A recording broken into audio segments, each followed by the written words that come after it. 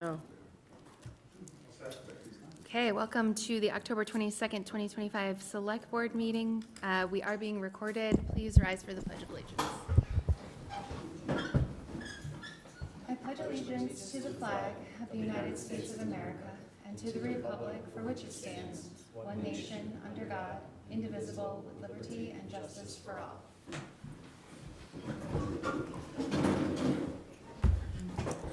Thank you. All right, we will start tonight with the Town Administrator's Report. Good evening.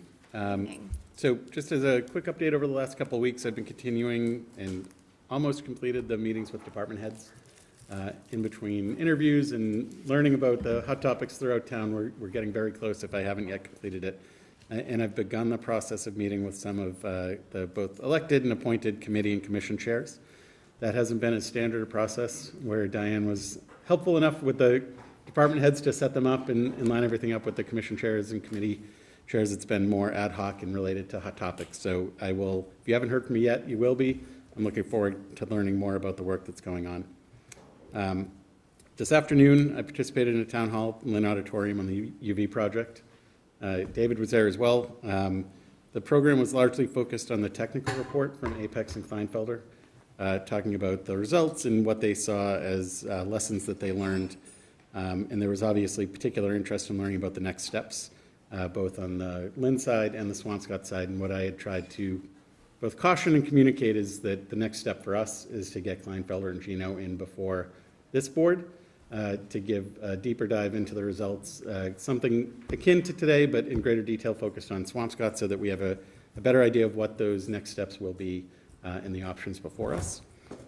So that was a good event, and I left before the Q&A was completed, so I'm sure Gino will have more info for us following that as well. I also want to recognize our clerk on the agenda tonight.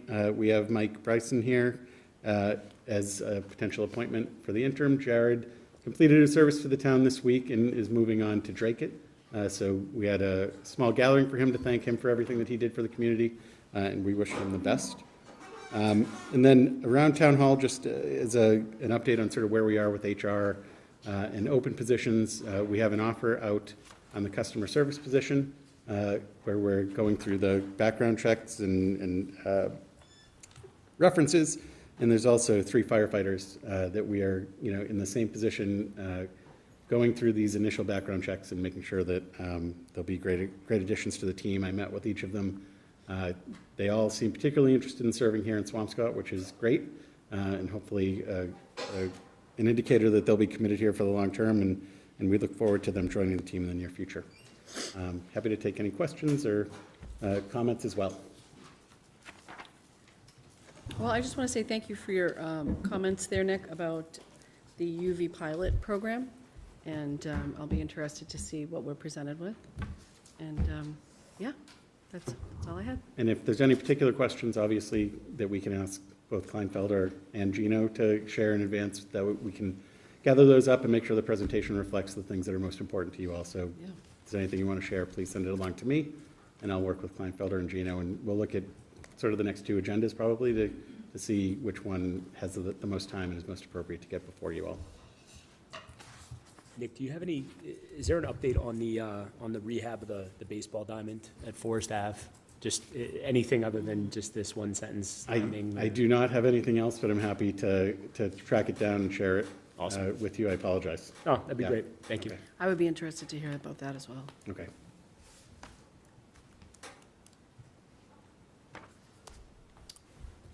Doug, I know you just walked in, but if you have Mr. anything, Great now's the report. time. Yeah, I know, I'm really sad, so I'll have to watch it later. I can give you my notes. All right, if those are all the questions for the town administrator, we will move on to public comment. If you're here for public comment, please raise your hand online or approach the microphone. We will ask that you keep your comments to 3 minutes and ask that you state your name and your address in advance of your comment.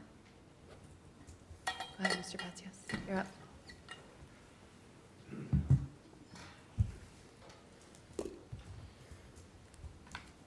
Good evening, everyone. Microphone okay?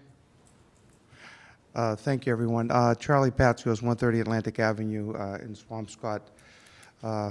I'm the governor's appointee to the Housing Authority, the chair of the Housing Authority.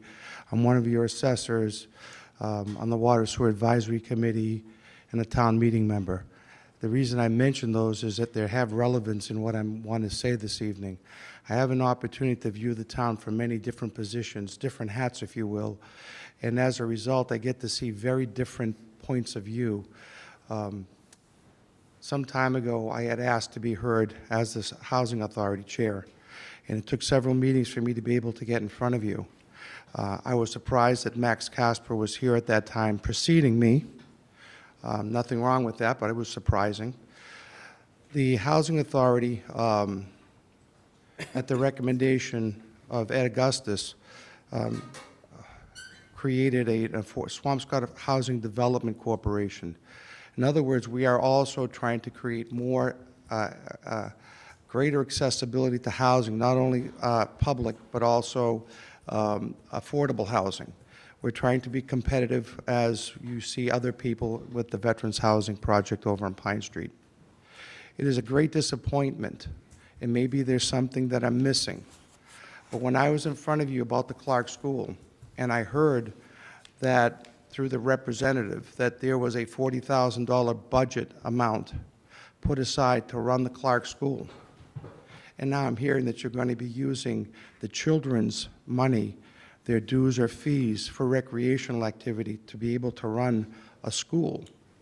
That money that's going to be used to pay electric bills is going to be taken away from the kids in the spring and summer for other activities. That's my opinion anyways. But what's even more disappointing is that the RFP that was mentioned was never advertised, and that there was never a discussion of going to the Recreation Department with anything until what I heard at your last meeting. Maybe I'm missing something, but from where I sit and what I see and what I hear, it seems to me that there's an opportunity to do things in a better way, which is why I've decided that I'm going to be running as a select board member, because I believe that there are opportunities that we can work together, and we can create the funding that allows us to create housing for our seniors. I believe to be the most neglected group in town. The backbone of the town that's paid its dues, paid its taxes, done its civic duty, responsibilities, and met countless times. And we're not scorned, but we're ignored. Why I say that is because the Clark School, what we had asked for consideration, and I say that humbly, with consideration, has, in my opinion, been ignored, because the only concerns you had were to take money from the recreation to run a school that I believe does need help, and there's Charlie, ways you have reached your 3 minutes, so if you could. Well, then, is there anybody else that'd like to speak and give me an additional 3 minutes? That's not an option. That's not an option. Well, I thank you, and I hope to see everybody at the next meeting. I'll be back. Thank you, Charlie.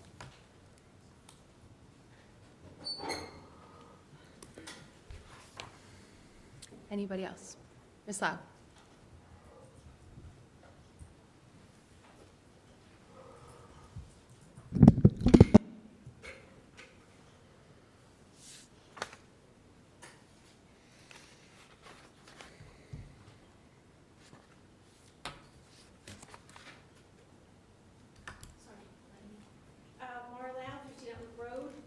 Just a couple of quick things.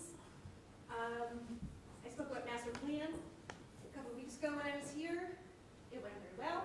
We had a fantastic turnout, very robust. Mara, 1 second. It's okay.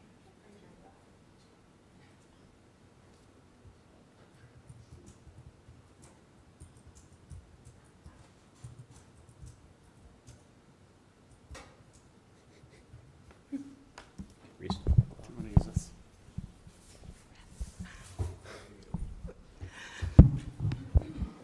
Okay, great, thank you.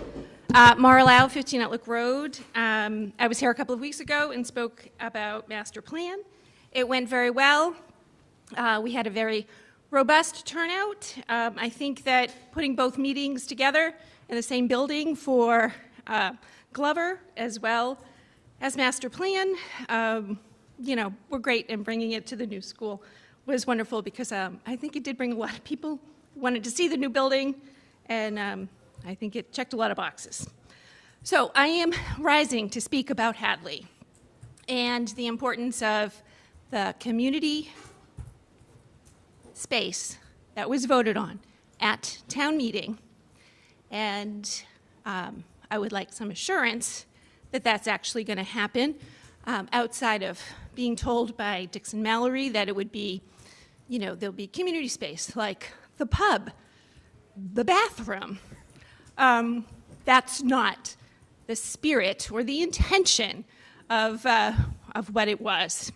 So let's hope that that will be fixed, and that the conversations about, a marriage and a partnership, actually, it's really very different than that. They are a developer. They're looking to make money.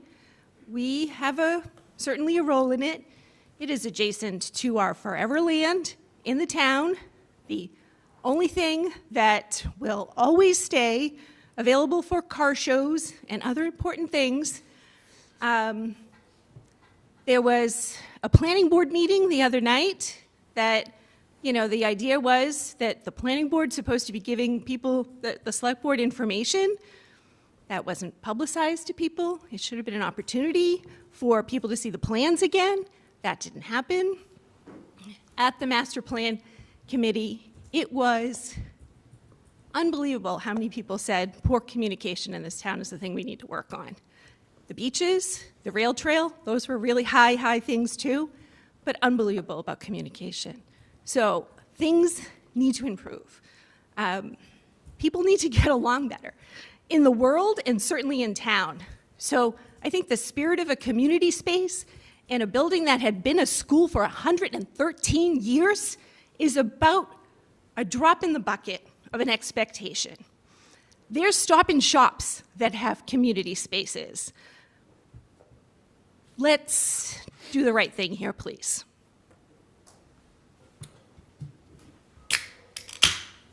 Thank you. Any other commenters?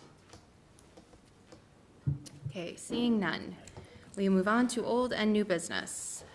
First item on the agenda is discussion and possible vote on the appointment of interim town clerk Michael Bryson, who's joined us this evening. How are you? Good. Good. So can I just speak briefly? Yes. Yeah. So Mike has been fantastic as the assistant clerk with Jared, and has, assuming approval tonight, indicated an interest in serving as the interim as we figure out next steps and get through the process of town meeting, and the actual search and onboarding of a new clerk. If there's any specific questions you have, I'd be happy to try to answer them, or we can ask Mike as well, but I think it would be a real benefit to the community, based on his work starting as a senior work-off and then transitioning into a role that is more permanent and playing a really important role in town hall, helping to keep things running smoothly. I just have one question. Do you feel like you have the knowledge, support, whatever, to do all the different functions of the clerk, or are there ways in which we need to support you in being able to fulfill this interim role? I don't think I could say that I know everything that a clerk would do, but I have support around me to help me with it. I'm a member of the Clerks Association for the entire state. If there's something comes up that I'm not aware of, I can send one email. It goes to everybody, ask a question, and they'll respond. Okay. Jared did a good job of training me. There's a couple of things that he did normally where I did the bulk of what was left. But I know where those documents are on the system. I know how to find them, how to research them.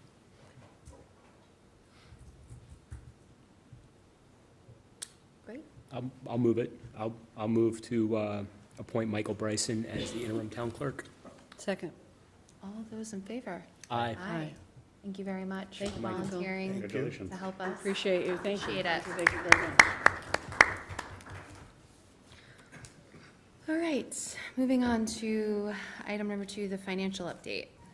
So could I just start with a little You may. introduction there as well? So the agenda item obviously has subtopics. There are a number of things that came up between the discussion here about staffing in the last meeting and the need for Patrick to come in and give an update. So, just tried to gather them all up together.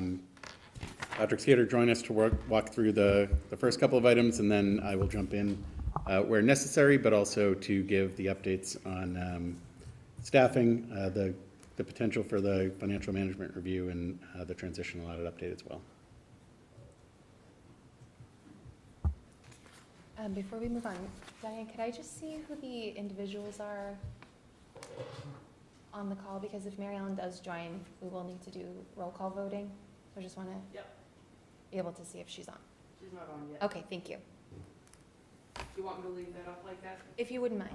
Yep. Thanks. So with that, if Please. we can turn it over to Patrick for the beginning of the presentation. Okay, Diane's going to queue up the slides. I've provided the board with revenue and expenditure reports for the record, and I'll go through the highlights of the operating results for fiscal '25 to start. Yes, it is. That's the one. Thank you.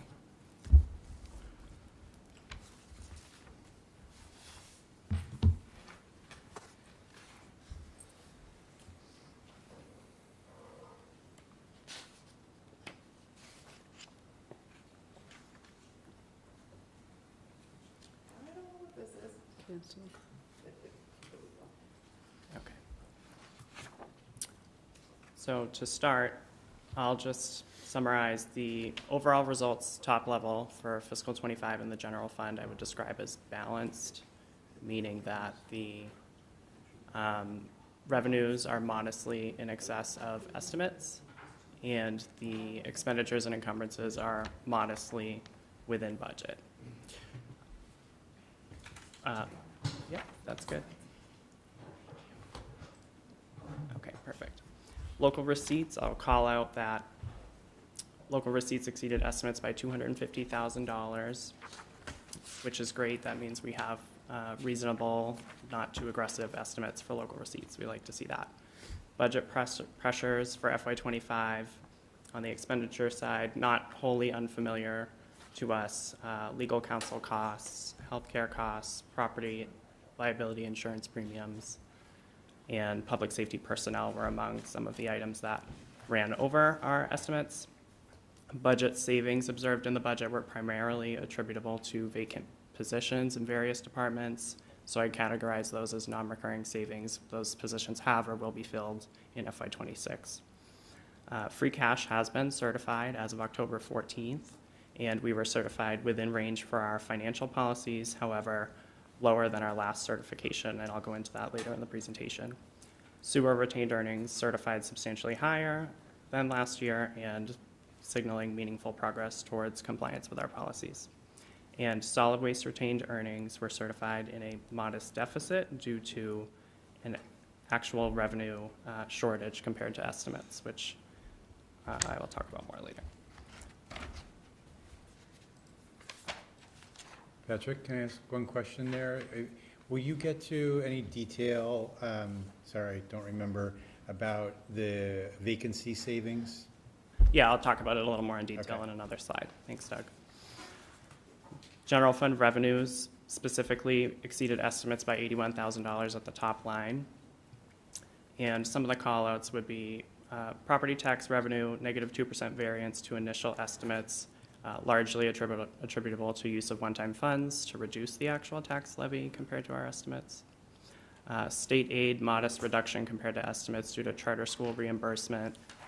That's adjusted based on enrollment and tuition rate data after the budget is set. Local receipts exceeded estimates by 21%. Caveat, there is non-recurring revenue in there, but our recurring revenues for motor vehicle excise tax and local option excise taxes saw real growth, which was good to see. And I'll go into that more. This is a highlight of our local receipts with a little bit of history for you. I'll call out a few items on the slide. Motor vehicle local option excise tax was up 15% versus estimate, and 15%, almost 16 compared to the 3-year average. Penalties and interest on overdue taxes up 103, up 82% versus the 3-year average. Fee revenue was down 27% versus estimates, $95,000, and down 14% compared to 3-year average. Building permits down 40% to estimate, down 28% to the 3-year average. And miscellaneous one-time revenues, I will call out, we received a $1 million energy incentive related to the new school, which we were expecting. So that's included in the bottom line total.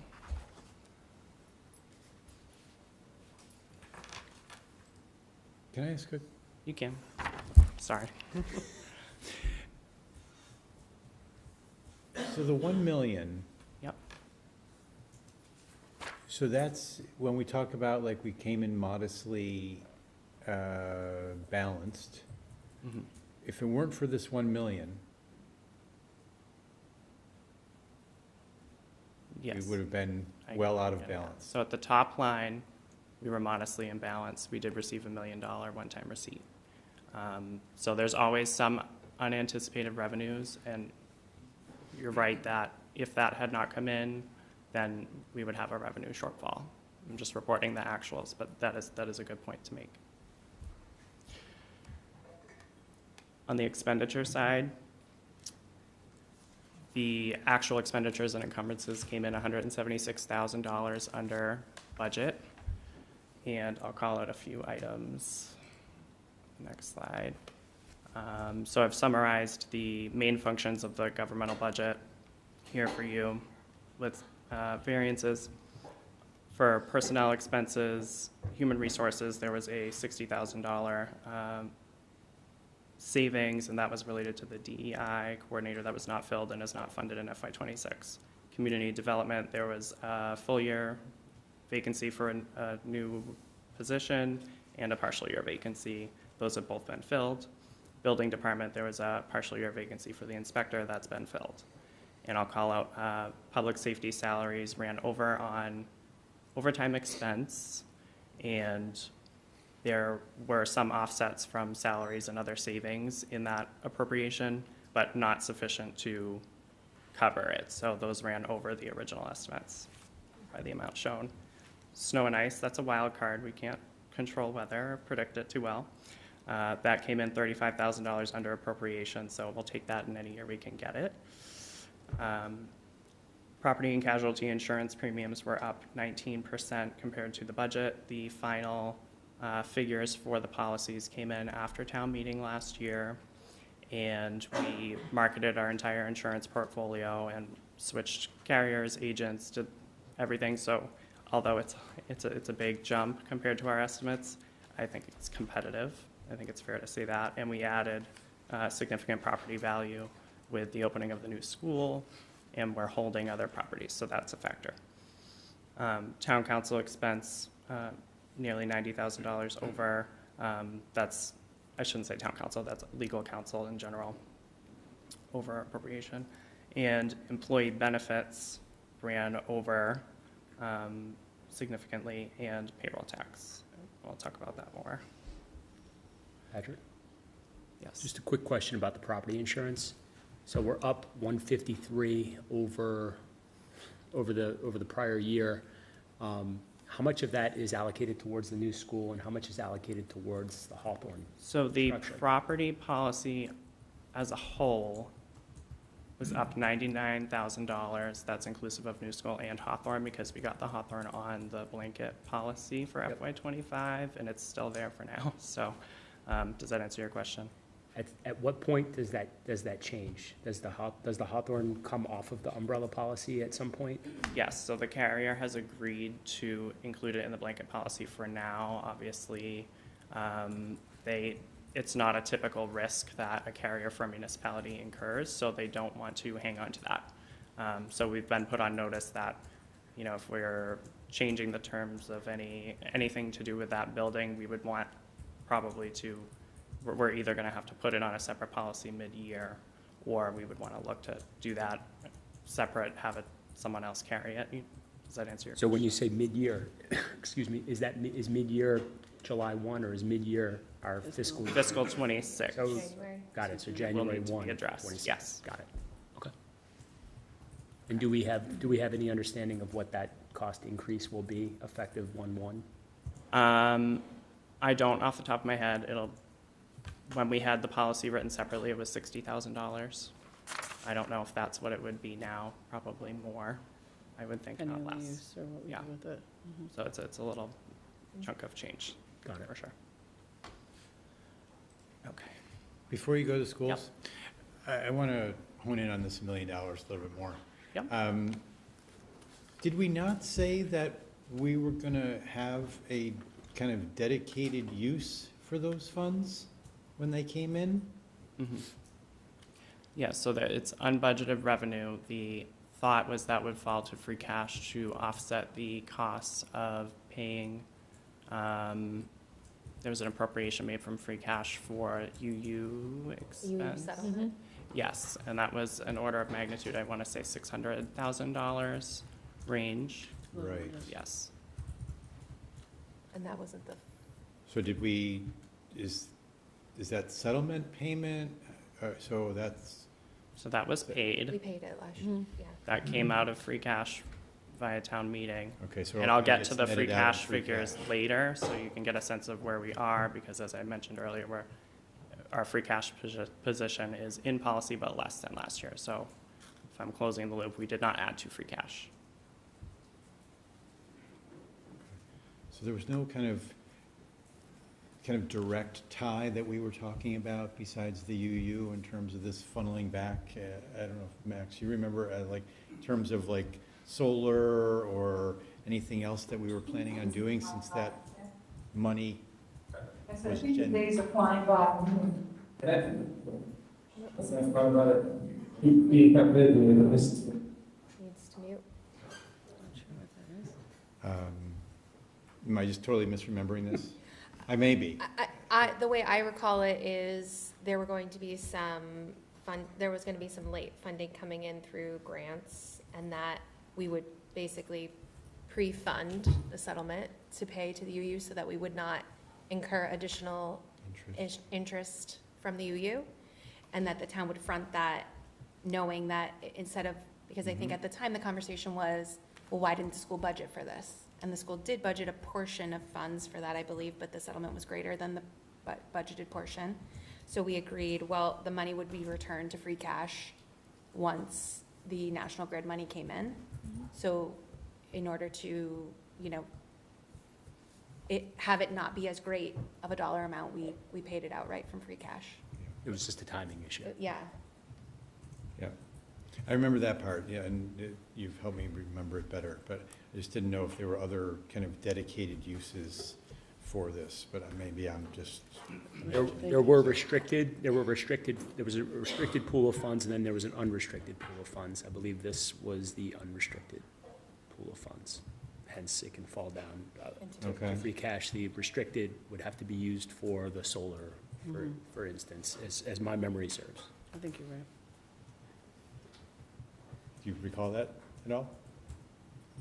Not Just to calling put you you. on the spot, Max. Yeah, yeah, if you don't, that's, or do you? I can chime in. Yeah, please. So there's two sets of funding Yeah, related to the new school that were talked about. There were Inflation Reduction Act tax credits, which directly offset project cost. Those are not included in these results. They don't go into free cash. right, This is an energy credit that was received for the school. That is a general fund receipt, so it does flow through our operating results and ends up in our operating result, which is free cash, revenue and expense. So the $600,000 was earmarked to the UU, and we knew that we had this money coming in, so we said, in theory, this will replenish. And the difference, there were probably ideas on how to use it, but we didn't commit to anything. Yeah, I think I recall folks on the school side saying, well, from the surplus, where can we sort of get that advantage? Yeah. And we sort of said, we'll cross that bridge when we get there. yeah. Okay, so then I guess the larger point here is, are these variances, and you don't have to answer this necessarily right now, I'm just like looking forward now, both to FY '26, what do we learn from this for FY '26? Our budgeting, where we stand right now, And even more like for the financial mini summits or whatever, what does this tell us? Like, we would have been significantly off without that.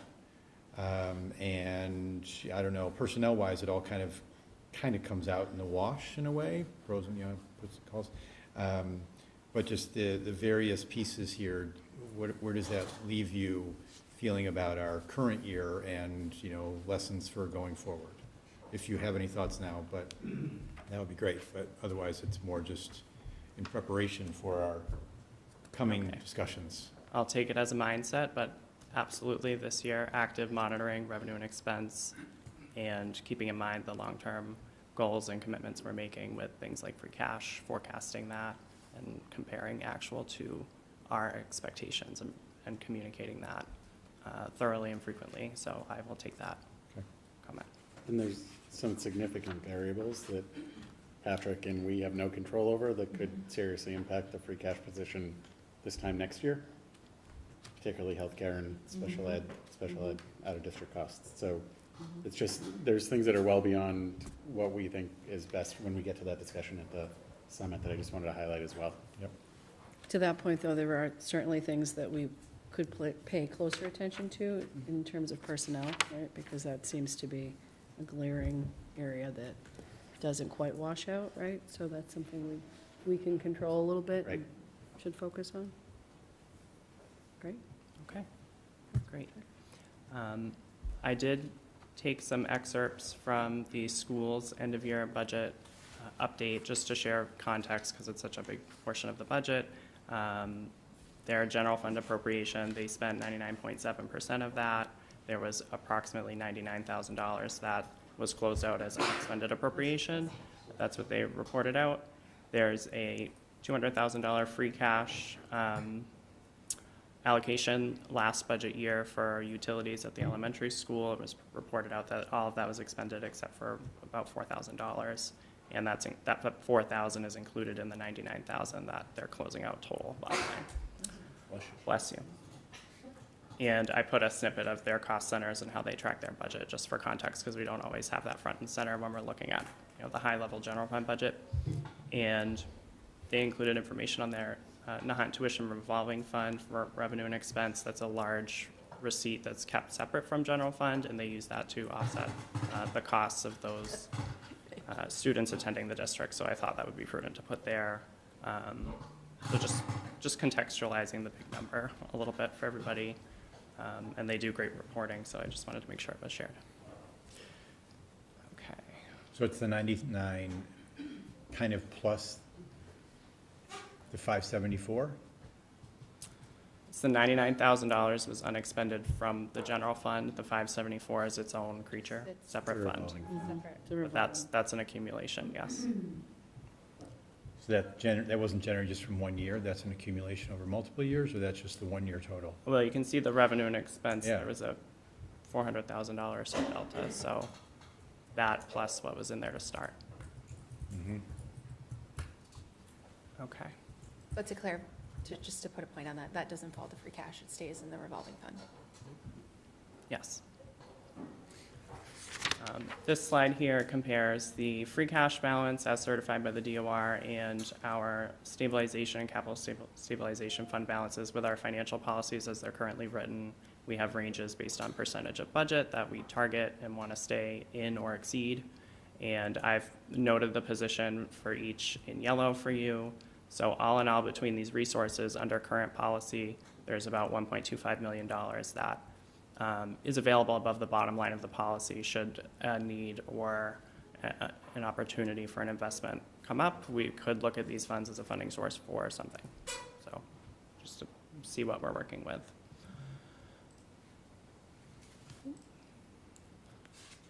Okay, I'm going to transition over to enterprise funds, and I'll try to go through these fairly quickly. First up, sewer fund. Really positive results in sewer fund. The revenues exceeded the estimates by a good amount, which was by design. We wanted to see that given the fund balance where it was. We've talked about that before. So that's a good result. And on the expenditure side, we had a significant windfall as well. With the Lynn Water Sewer assessment, we got the final reconciliation bill, and it came in very low, which it's based on usage, and we were happy with that, and I confirmed that with DPW. So that result overall is positive. Water fund, more modest results. Revenue, we fell short 1% on our estimate, $42,000. And on the expenditure side, we had big savings as well with the MWRA assessment and some of the other costs in there. So expenditures, we were budgeting conservatively and we came in under, which is good to see. And revenues, we're not exactly where we want to be, but we're close, very close. Patrick? Yeah. Do we have any large outstanding water and sewer bills currently in the town? Unpaid bills? That have No. been paid? No. No, nothing? And you'll see in the warrant what we have right now for unpaid bills, and we do not Okay. for the Is funds. that just a reflection of this year or prior years also? I assume your question was about prior year bills specifically. So any prior year bills, we do not have anything outstanding for the enterprise funds. Okay, That has come to me, and I do not expect anything. okay. Okay. The cable access TV fund came in slightly under budget for revenues and under budget for expenses. Overall, that result is fine. They used some small amount of retained earnings last year to fund their budget. Solid waste fund. This fund is subsidized by the general fund, so you'll see here, general fund subsidy, 1.39 million. That's raised in the tax levy and funds the trash contract primarily. The costs of the contract are augmented by user charges. The user charges came in under expectation. When I say user charges, I would call it specifically the sale of overflow bags came in really under, and more specifically retail sales. So we have retailers in town like Whole Foods, CVS, Richdale that purchase in bulk these bags, and we did not see what we expected for that revenue. So that's primarily the variance you're seeing. Does that have anything to do with the strike? Is This would have been before. That's for the. Oh, we're beginning talking of about- the oh, we're fiscal talking about the wrong year, July yeah. 1st, yeah. Okay, great. So then I think there's likely an expectation that we would see, Of resurgence. Of- Savings. you said. well, I guess maybe a dip and then a resurgence, because we were bringing our trash to the DPW yard and there were no overflow bags required for that. So Right, we sort of had a both sides. reprieve from that, Mhm. and now we're going back to that. So it's gonna, probably, I would assume people are gonna take a month or two to figure Yeah. back out how to get where they were. So that would be another revenue source we'll watch this year. Yeah. Similar to the general fund, I gathered the certified retained earnings for each of the four funds. These were certified by the DOR on the 14th, and we have policies for each as well, percentage of budget, sewer and water fund. So you'll see the sewer fund, we're at 17% of budget. Our policy is a minimum of 20, so we're making great strides compared to last year where we had no retained earnings. And the water fund, we essentially maintained our position, and we would expect to see a full balancing of that fund shortly with the rate increase that was recently passed. The PEG fund used some of their retained earnings to fund their FY25 operations, so their retained earnings is 10% of budget. We don't necessarily always look at that through the 20% policy lens. That fund was created after the policy, and the revenues are much smaller. And the solid waste fund, I will call out, was certified in a $23,000 deficit due to the revenue shortfall, and that will require raising revenue on the tax rate recap to rectify. So I do want to spell that out explicitly. The solid waste fund is subsidized by taxes in the first place primarily, so not overly concerned about the use of that funding source for that purpose, but I do just want to be clear about it. My next slide, I did gather information on the revolving funds. We don't always go through these in detail, but I thought it would be useful. So we have several. They have spending limits that are set by town meeting, and we also have them in our bylaws. So those are listed for you, and the utilization of each for the fiscal year is down below. I'll note that each revolving fund, with the exception of the library fund, spent more than they received by a modest amount. And so I want to spell that out, and we will watch that this year and try and stay on top of that, make sure we're matching revenues and expenditures. And the rec revolving fund came very close to its limit last year, within $6,000, and that's our largest revolving fund. And the field maintenance account exceeded the limit, so I do want to explicitly spell that out as well, and I'm looking into that to determine exactly why there were some expenditures in there that were related to fields but were larger than usual, so I want to understand that more, and I'll report. Maybe that was the Clark School ice skating rink water bill or something. I don't know if it was that, but I don't know if we considered that a field yet, Doug. I'll report back to the board. I'll give you a note on that.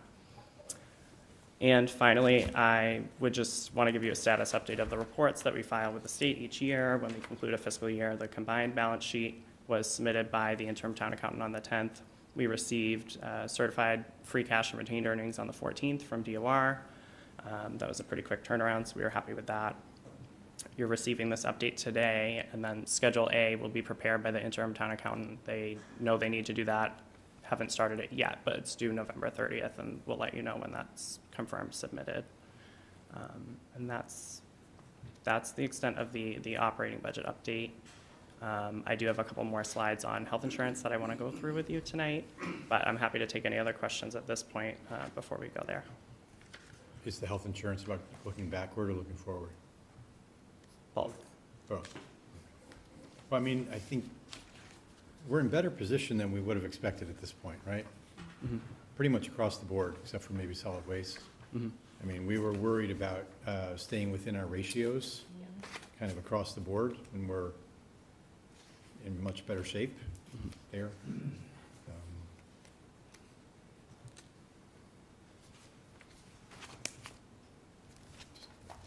Wanted to make sure, in summary, that I got it right and other people understood. Yes, yeah, I would Just say. what you just said.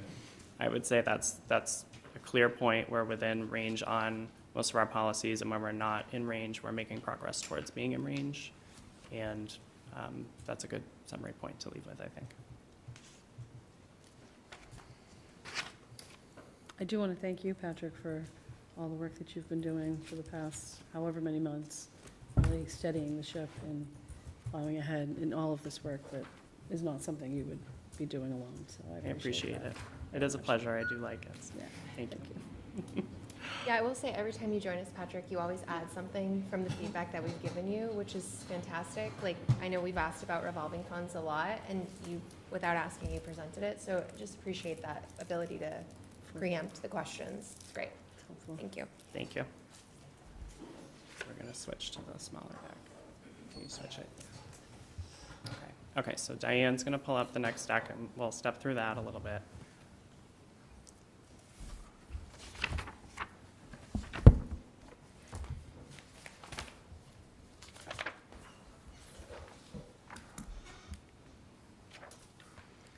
I think, is this now the first part of the packet? No. No, just kidding. Okay. The We're out of first order. part- The first part will be my part. Oh, okay. So It's got the 4 slides. I don't know where they are in here. Thank you, Diane. But just wanted, I can't resist adding an asterisk back on that, like, we're in better shape, but again, it's because of that $1 million.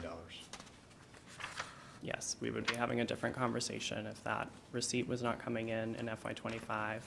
But that is money we knew was coming in. We did know it was We do- It coming. wasn't budgeted though, right? We did not budget for it. Right.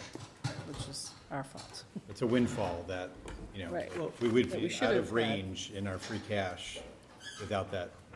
Yes, Part of closing it out to free cash is leaving it unbudgeted, so that at the end of the year, it does close out. But just to be clear, like, that's where that's coming from. It's stuff that's unspent or unbudgeted, so. Right. Sure. It's a one-time thing, it's not gonna repeat next year, so. That's right. No, it's not recurring. and I would add too, we appropriated money out of free cash counting on a receipt. If we knew that receipt wasn't coming, we may have funded that differently, looked at different options, and then, Right, good So. point. yeah. Okay, so the next couple slides 4 pages of that are gonna address financial section. I think. Oh, a health insurance. there's another tab, isn't there? That's it right there, Daniel. Yeah. Oh, there it is.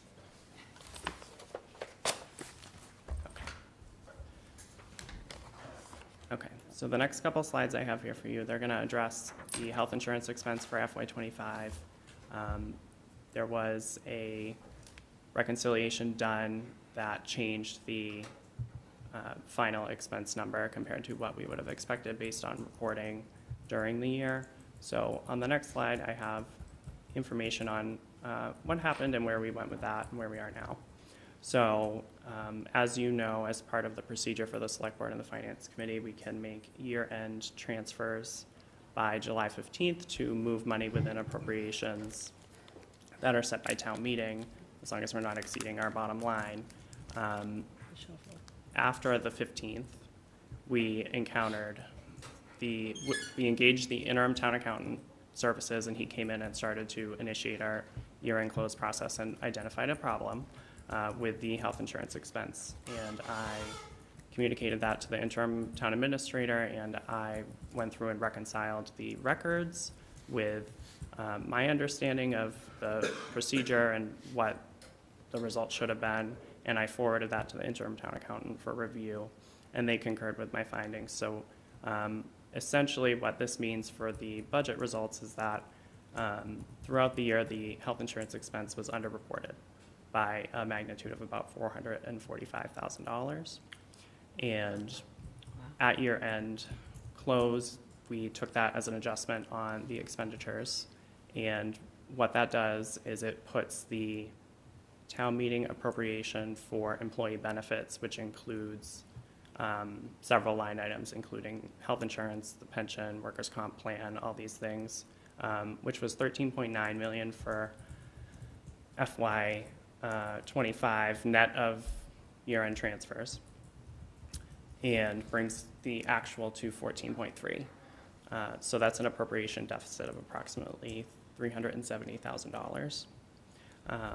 And when that situation occurs, it requires funding on the tax rate recap to resolve the deficit, and DOR docs the free cash certification, that same amount, for 1 year, and then once it clears, they'll take it off next year. So I want to be very clear about the amount, the impact that has, that's reflected in the free cash numbers I shared with you, and it will be an item on tax rate recap. We cannot appropriate one-time funds to resolve that directly.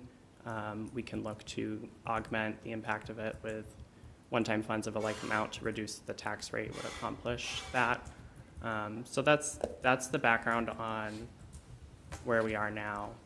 And I have a couple procedural updates that I want to go through. I can go right through them, or if anyone has a comment or a question now, we can. But it's, please. No, you go ahead, because I was going to say something process-wise, so. Okay, so, but again, the free cash numbers you showed us already incorporate this. Yes. Okay, and you still said available amounts, 1.25 million before. That's still true based on what you're saying here? Yes, that's inclusive of this adjustment. Okay. Yes. So could you just explain the last part you were talking about, where you can't use one-time funds to offset the deficit, but you can use free cash to offset the tax rate? So it's verbiage. You can't have a town meeting article to appropriate funds to clear this deficit directly, but you could do a town meeting article to reduce the tax rate, use that amount as your figure or your starting point for that process, and that would have the same desired effect. Same effect. Should that be the case. I just wanted to put out that in case that comes up. Okay. And then you're going to walk us through some processes going forward. Yeah. So we don't have this issue. We don't have this happen again. Mhm. Please. So I'll skip right along to process. Thank you. The process, generally, I broke it down into 4 steps: how we receive this expenditure and reconcile it and submit it, update the ledgers for reporting, and then ultimately pay the bill in the full amount. So this is the process right now. I put an exclamation point where I think things went wrong, or I know things went wrong. So there's a deficiency there in internal control that led to this error, we'll call it. So what I've done for FY26, as soon as I've wrapped my head around this, identified the problems and the causes and the outcomes, is step in and add another layer of control. Cross-check. Yes. So I am confident that this is not going to recur. It will not.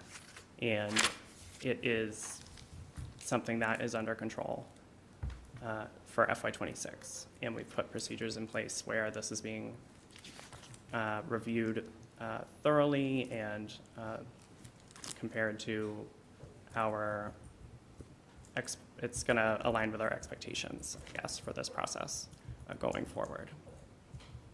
So that's really general. If there's questions, I welcome them, but I want to be very upfront about, what happened and where we're going forward.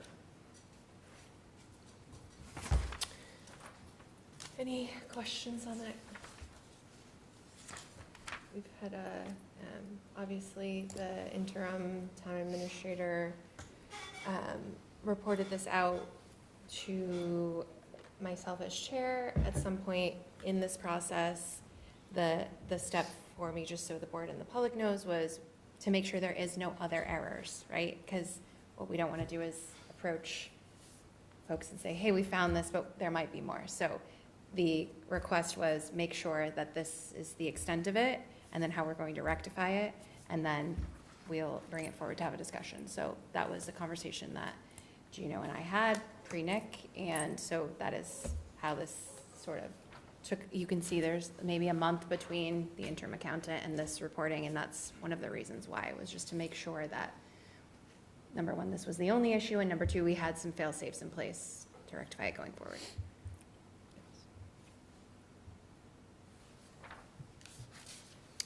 Okay, everybody? Any other questions? All right. So, Thank you. Diane, could you just move to the slides that I gave you for? So Okay. Subsection 3 now? Yeah, I'm sorry, I'll move All through right. these as quickly as we can. Okay. Sort of three remaining items. There's a One lot to- is in response to the discussion related to town accountant posting versus finance director, and looking at peers, both for cost and form, how the different communities operate. And then I can move through to the other two once we have them up. But I will just start, before the slide gets up, to speak to it a little bit. I'm not going to read the slides to you anyway once they get up there. As a follow-up to the meeting, I looked at peer communities, both, again, in the way that the finance function was organized, as well as what the costs were. We did a salary survey, and then in addition looked at the positions that are similar and open, both town accountant, finance director, currently posted on MMA, just so we have a sense of what the market is. None of this is apples to apples. Every community is different. Certainly the postings are all different based on the structure and how things operate. But now I'm getting to the point that I would like to, there we go, I think. Hold on, I know, it's really slow. No, it's fine. Yes. So I looked at the peer communities that we have, and with the exception of Hull, almost every community has a finance director and a town accountant or an assistant, or more than that, but, or a finance director / town accountant and an assistant. And you can go, keep going. So this is, this sort of lays out in the deck, what each community has and how they're organized and what the process is that they use, basically. In the communities that do have a finance director and an assistant, or an assistant town accountant or a town accountant, generally the finance director is an expert, high-level, a senior partner both to me and to other staff, but certainly to elected officials and appointed on FinCom or warrant committees. It's the person that would be working directly with Eric and others on the finance committee on a regular basis. And they are at a very high level, making sure that all the financial functions throughout town government are operating correctly, staying in line with DLS and DOR and all of that. The assistant town accountant is sort of a position that would, or a town accountant would be more junior. it's someone that's reaching, looking for their next role, or just getting into this part of town government. And their opportunities for training and advancement within our organization and within the way that we operate. So, the recommendation that I would like to make, and we will finalize what the numbers would be that would work within our budget, obviously, would be to set it up with a finance director and assistant town accountant. In looking at the finance director or town accountant positions that are open currently on MMA, just to give a sense, again, it's not apples to apples. Harwich is posted for a finance director for $170,000. Andover is $125,000 to $150,000 for a town accountant. Concord is looking for a CFO. It's $138,000 to $165,000. That range can go higher, but that's their target. North Reading is looking for an assistant finance director at $85,000 to $95,000. Dover is looking for an assistant town accountant as well at $96,000 to $108,000. So we're close in some places, and maybe in other spots we might need to adjust, but it is all subject to what we can actually handle. And I would, obviously, with your approval and guidance, I would like to go a step further, put together that job description related to this with a range so that everyone's on the same page moving forward and get it posted as soon as possible. So that is the first of my 3 bullets. Happy to take questions before we move on to anything else. So just to be clear, right now we have posted town accountant and assistant town Correct. accountant. Correct.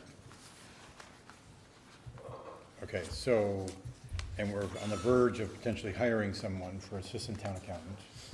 Is that correct? We are in process of interviews. I don't know that on the verge is It's this final interview is happening next week. correct. So, okay. No job has been offered. Sure, okay. Between town accountant and finance director, is there more than semantics there in terms of like what the expectations were for what we have posted versus finance director? Yeah, I think it is more than semantics in that someone that is town accountant and another community that is looking for an opportunity to advance. The candidates that would be interested in each title or role are different, obviously, but also from the standpoint of town accountant that is handling ledger, handling the blocking and tackling of day-to-day accounting work, the finance director is a senior partner to me that I think would be beneficial to the community, a senior partner to elected and appointed officials, and throughout town government. There's expertise in the interactions with DLS and DOR that would not necessarily exist with someone that's moving from an assistant town accountant role, as an example, looking to make their next step and apply for a town accountant opening that we would have now. The pool that we would be looking at would be slightly different and would, in my opinion, we would be looking for the ones that have the experience as a town accountant that are looking for a step forward. Everyone that would be applying could obviously be coming from an assistant town accountant role or town accountant. But I really see it as an opportunity to attract a different level of candidate with a different level of expertise. What was Amy's title? Finance director. Okay, so somehow, instead of just reposting for a finance director, we reposted for a town accountant. Correct. And you basically were saying we should go back to what we had. Yes. With your Yeah. blessings to that. Though Amy didn't enter as a finance director, right? So she came Correct. into us as a town accountant, did she not? And then she was eventually promoted up to director of finance? Right. So that's how the position existed before, right? So that, in my mind, we would give that some consideration. My only concern is the disparity between a very high-level person and a very junior person, an Mhm. assistant town accountant, where there is not that middle ground, Yep, right? So the balance of job duty, and without seeing like a JD for each one. Yep. That, to me, is the first thing that I would just have a little concern about. sure. But, And I'd be happy to come back with a job description. just to see the scope for each Right. one, so we can Sure. kind of understand, that would be helpful for me, but other than that. Yeah, but in fairness, Amy came in as a town accountant when we had a director of finance, assistant town administrator already in place. Who was that? That was Ron Mendez. Ron Mendez? Former. Wasn't he the, He was the treasurer collector. he was the treasurer And also- collector, right? He wasn't a director of finance. Administration and finance, I think he was, I think he was Was he? assistant TA for administration and finance, or, Oh, Yeah. okay. Yeah. Okay. I'm not sure on the titles. Yeah, I'm the not- names that there's- I've learned yeah. about in the last few weeks, so. It's kind of I know. squishy. Yeah, they're not supposed to usually be interchangeable there. So. But to Danielle's point, do you have any particular response to that in terms of the gap between the two? I mean, is there a reason why you'd want an assistant town accountant versus a town accountant and a finance The main director? driver is that my concern is around funding Okay, and being able to Yeah, to Yeah. hire Right. both positions and figure out a way that it still balances out. okay. Funding's obviously important, but just in terms of getting the work done appropriately, this, I think, This works. I think the work can absolutely get done, and I think we've demonstrated prior to my getting here that staff in any position has been really great about taking on roles and responsibilities. We have one in particular that's sitting here and has presented tonight, yeah, doing great. absolutely. I appreciate the concern. It's something that I would want to address as a manager along with the finance director.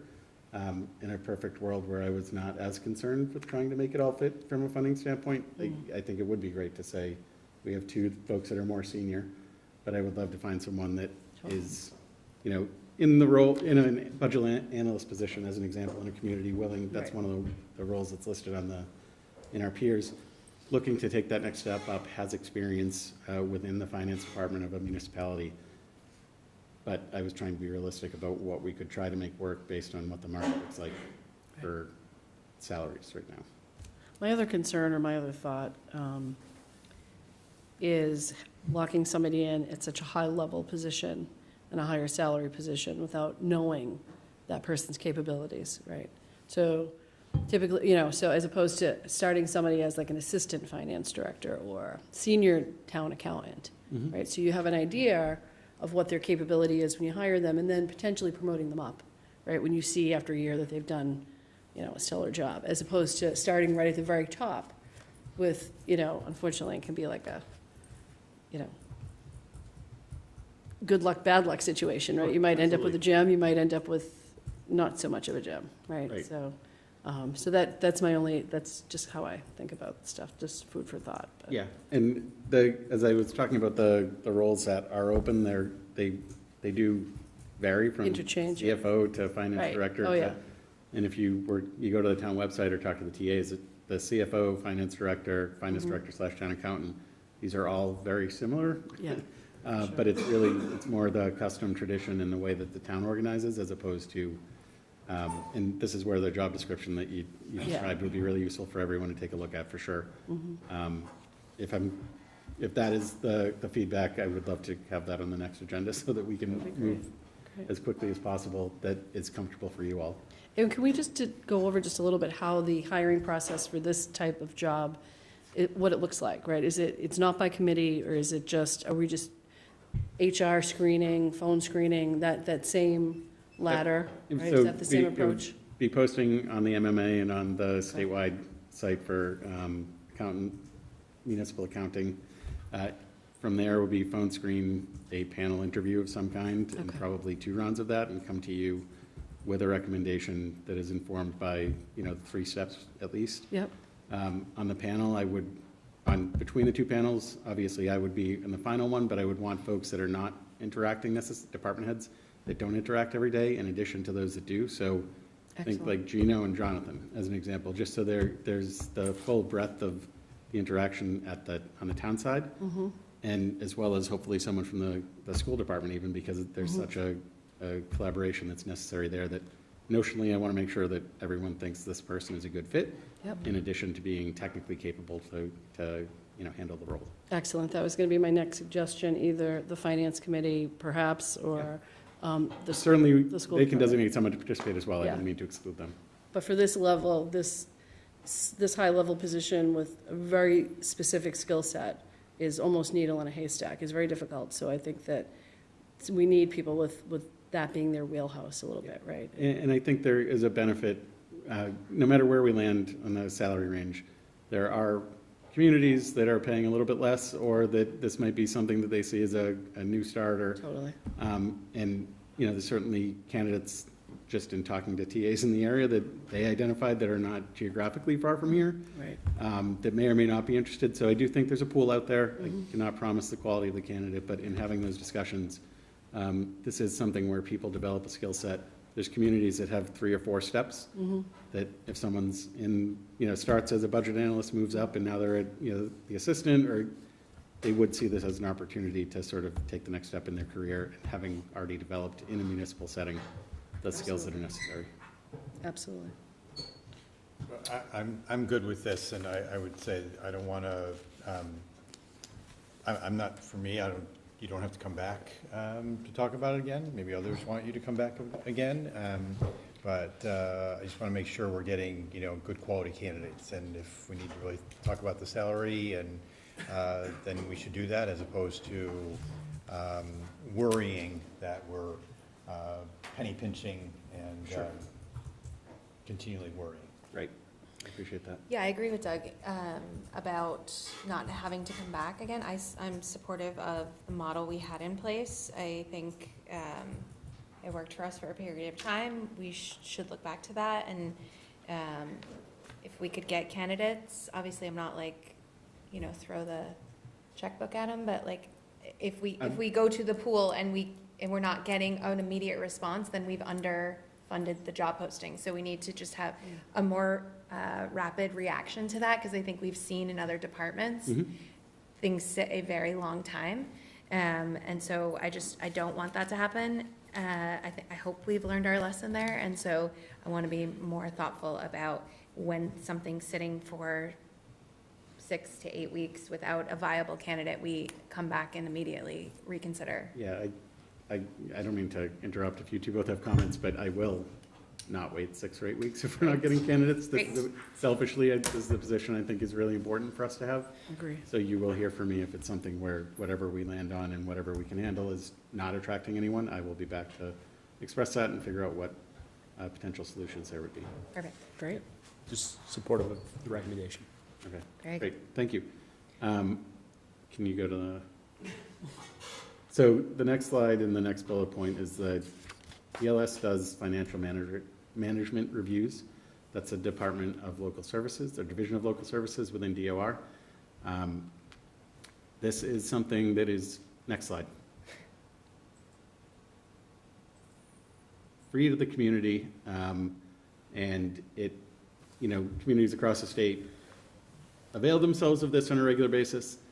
The last 2 times that they have been in Swampscott, 2001 was the general review, which is a long time for something like this. And then in 2014, Tom Younger and the superintendent at the time went before them to ask for a review of the town school finance merger and make sure that it made sense. And again, the notion worked. It's a really, they work with town staff. They come out with a report that they would present to you all and to us with recommendations. They are not required. They do not affect any of our other support from DLS or DOR, but these are, it's sort of an expert consulting group that they have in state government that comes in. The 4 things listed here are the 4 that we would be asking them to look at. It's the structure. They generally give an update and suggest things like looking at the charter again if it's been too long. Here, I know the custom is to look at it every 8 or 10 years, I think someone said. In some communities, it hasn't been looked at since the 70s, and in those cases, the recommendation is like, you need to do this now. Here, they might say, or past history has indicated it's time to take another look, because that's what your community's always done. Fiscal planning and ongoing financial procedures, I think the opportunity both with myself and a new finance office, however it is constituted in the end, is to make sure that what we're doing is a best practice and matches not only the work that Patrick's been doing with the interim town accountant and others, but it just puts us in a good position. And then IT, I think broadly from being in town hall for a few weeks is something we would benefit from understanding. Again, best practices, things that are being done in other places, and what the opportunities are in addition to the challenges beyond just funding. So something like this, again, with your support, this does require a motion, because they ask when I submit it if it was, honestly, the question is if it's unanimous or not.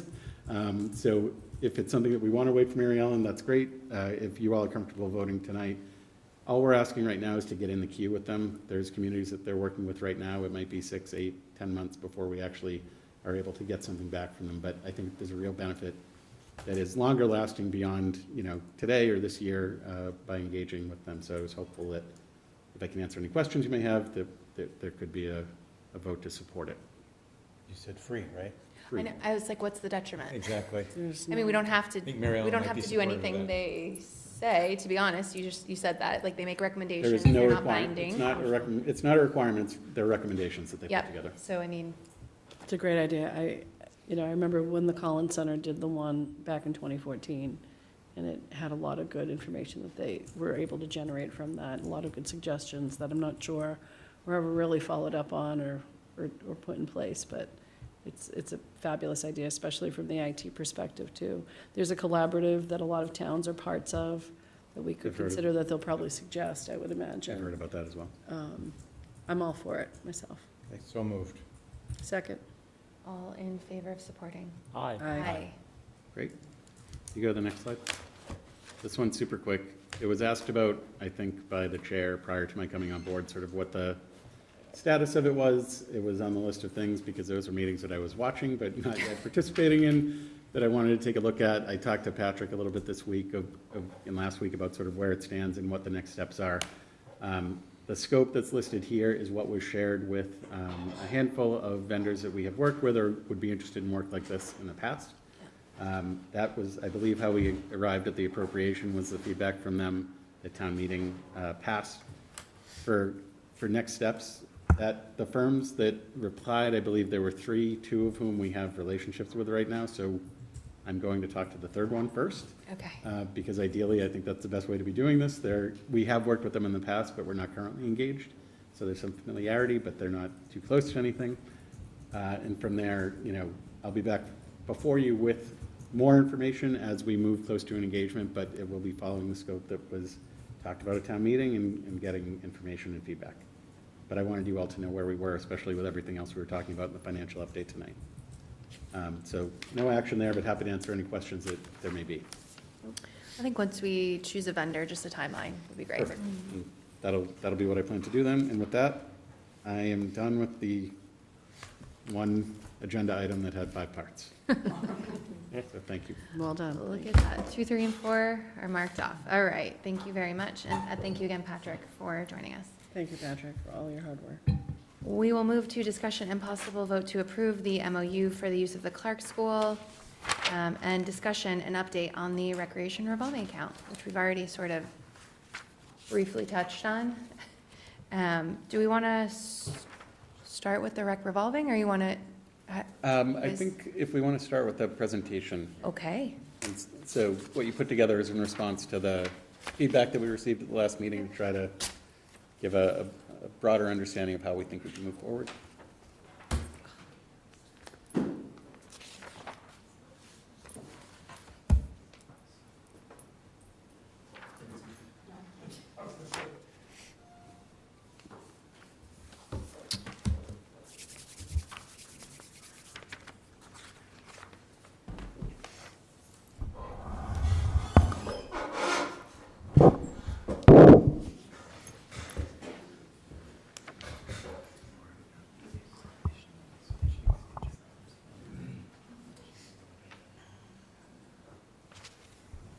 Go ahead.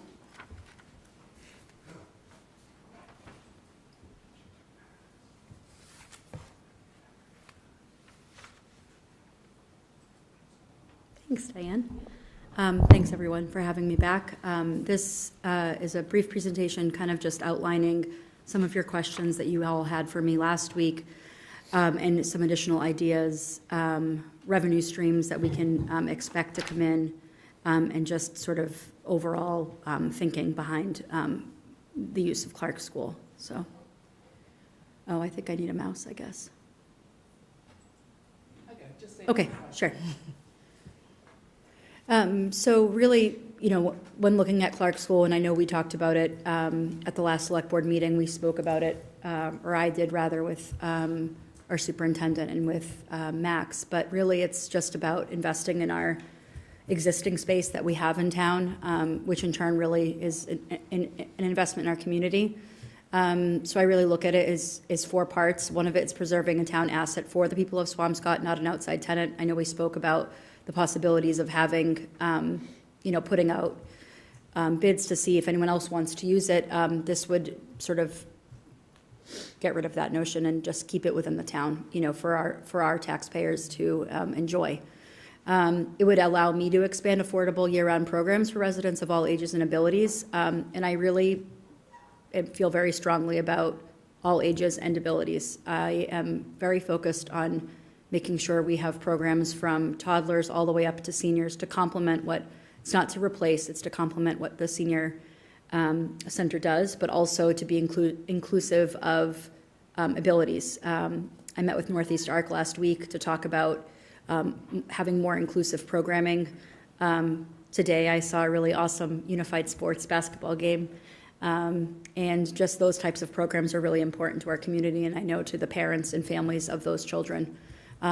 So that's just something I just wanted to put a pin in there.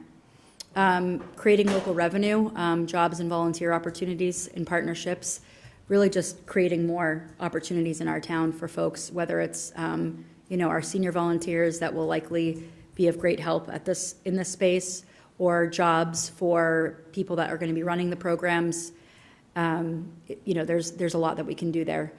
And then really just building connection and belonging. A lot of folks go elsewhere. They may go to neighboring towns for programs, or they may go to, other spaces like the Y and the JCC, and there's great merit in those spaces, and we can't compete with those, but there are lots of things that we can do. Next slide. So why does Clark matter, and why Clark? Well, the obvious is that it's empty. That's kind of, a no-brainer. Clark does offer indoor and outdoor space, and it just offers space in general. I've been talking to other rec directors in the region, and most of them, space is the big issue. And the ones that have really successful programming, it's because they have the space. And others, don't, and it's because they're working with schools, trying to fit, and I think the common sort of denominator really is space. It would enable year-round programming, so when we are a little sleepy in the wintertime, this would increase programming. It would provide revenue to offset that $48,000 in the utilities that is expected of it, and it just allows us to continue to be self-sustaining while increasing our community programming and inclusion. Next slide, please. So what does Clark give us? It gives us a space for all. We can have lots of youth enrichment programming there, from sports to STEM to art, nature programs, things like Dungeons and Dragons and chess. There's a lot we can do there for the youth. For adult wellness, there's fitness, cooking could be something we could definitely explore, and other creative workshops. Other things that are more intergenerational, Mahjong, which I'm doing right now, which has been a really big success, painting, knitting. There's a lot of great programs we can do. And then inclusive programs, like I mentioned before, adaptive sports, sensory art, maybe community volunteering. So lots of things that we can do within the space. Next slide, please. So really, how are we going to do this? The goal is really to offset that $48,000 utility costs, and I know that number seems quite large. The average program currently, profit is anywhere from $200 to $400. Some of them are significantly larger, like Ski Bradford. We make a higher thing off of it, a profit off of it, where other workshops where we have to hire outside vendors, we make less on. And the one thing that I want to make a point is recreation isn't about making tons of money off of every program. There are programs that we make zero money off of. There are events that we host in town where we put money into because we feel really strongly about them, but this is just to think about how we can sort of pay for those utilities. So what our potential is that we could have revenue if we were to run 3 to 4 classes on average per week. So that's, and you can go to the next slide, Diane, please. So I have a couple of different examples. So one of them is our nature art workshop, which we've ran a couple times. Includes, we have 2 instructors that we have that do the class. It's a very low cost in terms of materials. They find a lot of the materials in nature, which is kind of nice with, and then supplemented by some art materials. So this is just an example of if we had 15 kids, what the net profit would be, and what, a 1 hour, a 1 3-hour session would cover. So that's just one example. We can go to the next one, Diane. The next one is it's a crowd favorite, slime. Every parent wants it, but not in their house. So we sell out every single time. This is a great one. Not a huge profit when you think about how many kids we're servicing, but $500 is actually quite a bit of something where recreation does essentially zero. We just provide them a classroom to do the class. So let's say we did something like that 2 to 3 times a month. That would be a profit of $1,000 to $1,500. Next, please. And here comes pickleball. So, pickleball is, I laugh because Mary Ellen, at the last meeting said, we'll just do pickleball 24/7. I mean, we could try it, but I think pickleball for sure, even if we just did $10 drop-ins and we had 20 people, and we did that every week, that could be at least $10,000 in revenue just from pickleball. Another one would be knitting. I met a wonderful potential instructor who has actually some ties to Marblehead, where she teaches a class in a knitting shop there. And I found her, and she's lovely and amazing, and we would see great profit off of that, running something like that as well. So then beyond programming, here are some ideas. We talked about some of these. Some of these are a little bit new, but just flexible ways we can use the space. And not all of these are going to be revenue driven, but they will be community focused. So, continuing to foster community. So indoor craft fairs, there is actually some money to be made from those types of events because you do charge a vendor fee. The PTO hosts one every year. We do it at the Swampscott Yacht Club. It is very tight in that spot, and I could probably triple. I organize it alongside Katie, and we could probably triple the amount of vendors that we have, and they all pay $40 to be there. So that's just one fun idea. Gym rentals, we talked about this last time. Days like today where fields are closed, again, could we have football come in, or lacrosse, or, something like that.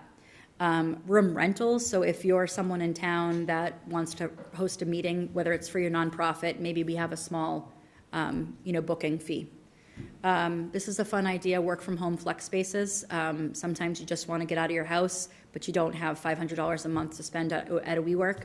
So why not use some of those smaller spaces on the first floor at Clark, charge $25 a day. We've got Wi-Fi, you can go in, get some peace and quiet, especially like a day like today where it's a half day. You want to get away from the kids, or you just don't want to be home. Sometimes we just want to change the scenery. Birthday party rentals, this could be something maybe a little bit down the line, but this could be a cool one where we could have, once we build up programming and we have staff that can teach these classes, maybe we have space where folks can come in, use it for a birthday party, and then maybe we have add-ons, like we could do an add-on craft where we have a recreation staff member come in, or sports. And then senior center overflow. I've spoken to Heidi several times about this, and there's a lot of things that they just can't do in that dining room, especially like on a large scale. So I would love to have them use the space. Obviously, that's not a revenue maker. That's more of just continuing to extend our reach within the community and having them come do, whether it's Zumba. There's a lot of programs they do there that is not great in that space. Next, please. So sponsorship opportunities. This is something Mary Ellen brought up, which I actually really loved. I'm looking at it a little bit differently versus having it be a one room sponsorship. I'm thinking we look at it quarterly. We can put decals on the doors, so when folks are coming in, and maybe it's something where our goal could be $5,000 annually, but the potential rec center at Clark could be sponsored by X, Y, and Z for Q1, Q2, Q3, Q4. That could just be something cool. It's no different than folks sponsoring the Little League or anything like that. Next slide. So really, I don't really need to repeat this, but I just kind of want to drive home. There's a lot of potential for Clark. I have a vision for it and how we can offset those utilities. We'll continue to remain self-funding, and I just think it's a great space for us to grow, and it's great for the community. Next slide. And that's it. All right, shall we? Questions? feelings? That was genius to me, honestly was. It clearly outlines, there is not a person or a piece of this community that doesn't touch.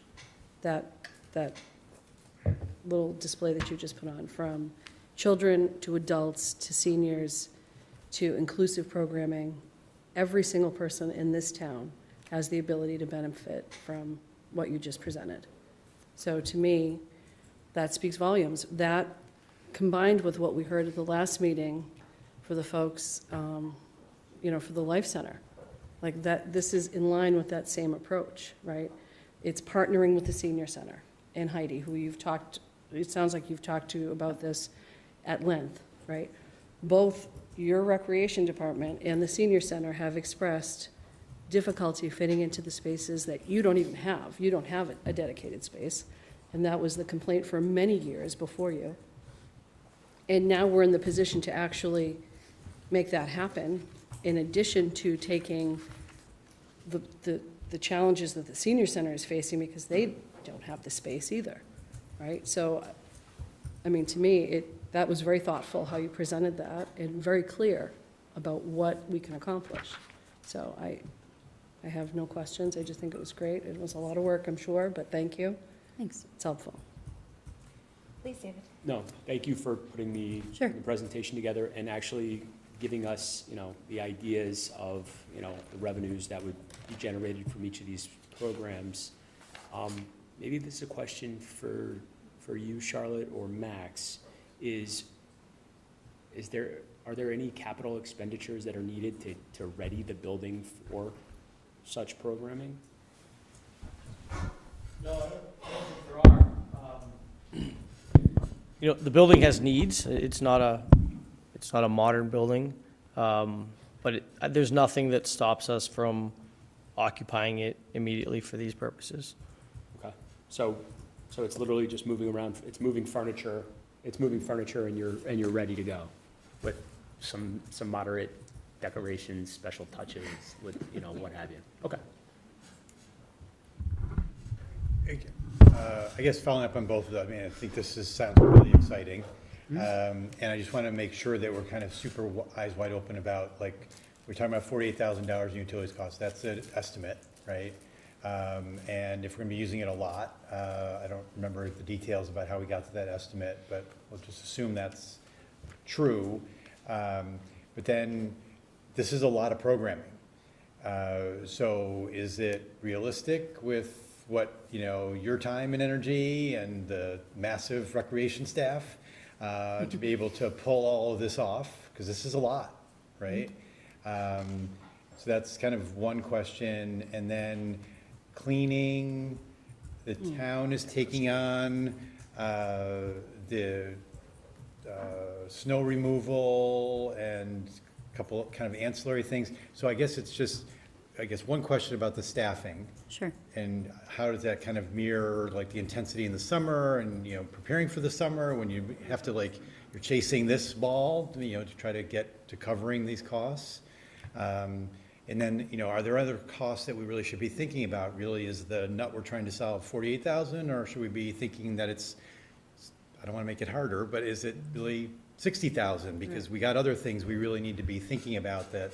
Are there going to be little repairs? Are there going to be, maintenance, cleaning? The custodials are who's really going to be good. monitoring this all Yeah. the time when all these people are here? So just to make sure we're super eyes wide open. Sure, I'll go first. Great. I just, to David's point about being move-in ready, no, it probably just needs a thorough cleaning. I've already done a lot of moving and jiggering, with the approval of the school when I used it for the no school days. But it does need like a good cleaning. But other than that, it's just a matter of moving furniture. Most of the classrooms are empty, like kind of like a blank canvas, which is really nice. And that's mostly what we need for a lot. The gym, I think we may look at those floors a little bit. But especially for indoor pickleball, we don't want people to slip. But the gym is obviously a really great space.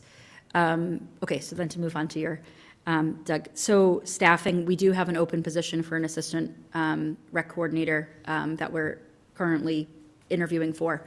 That person would help me exclusively with programming. That's one of the biggest things that their job would really be.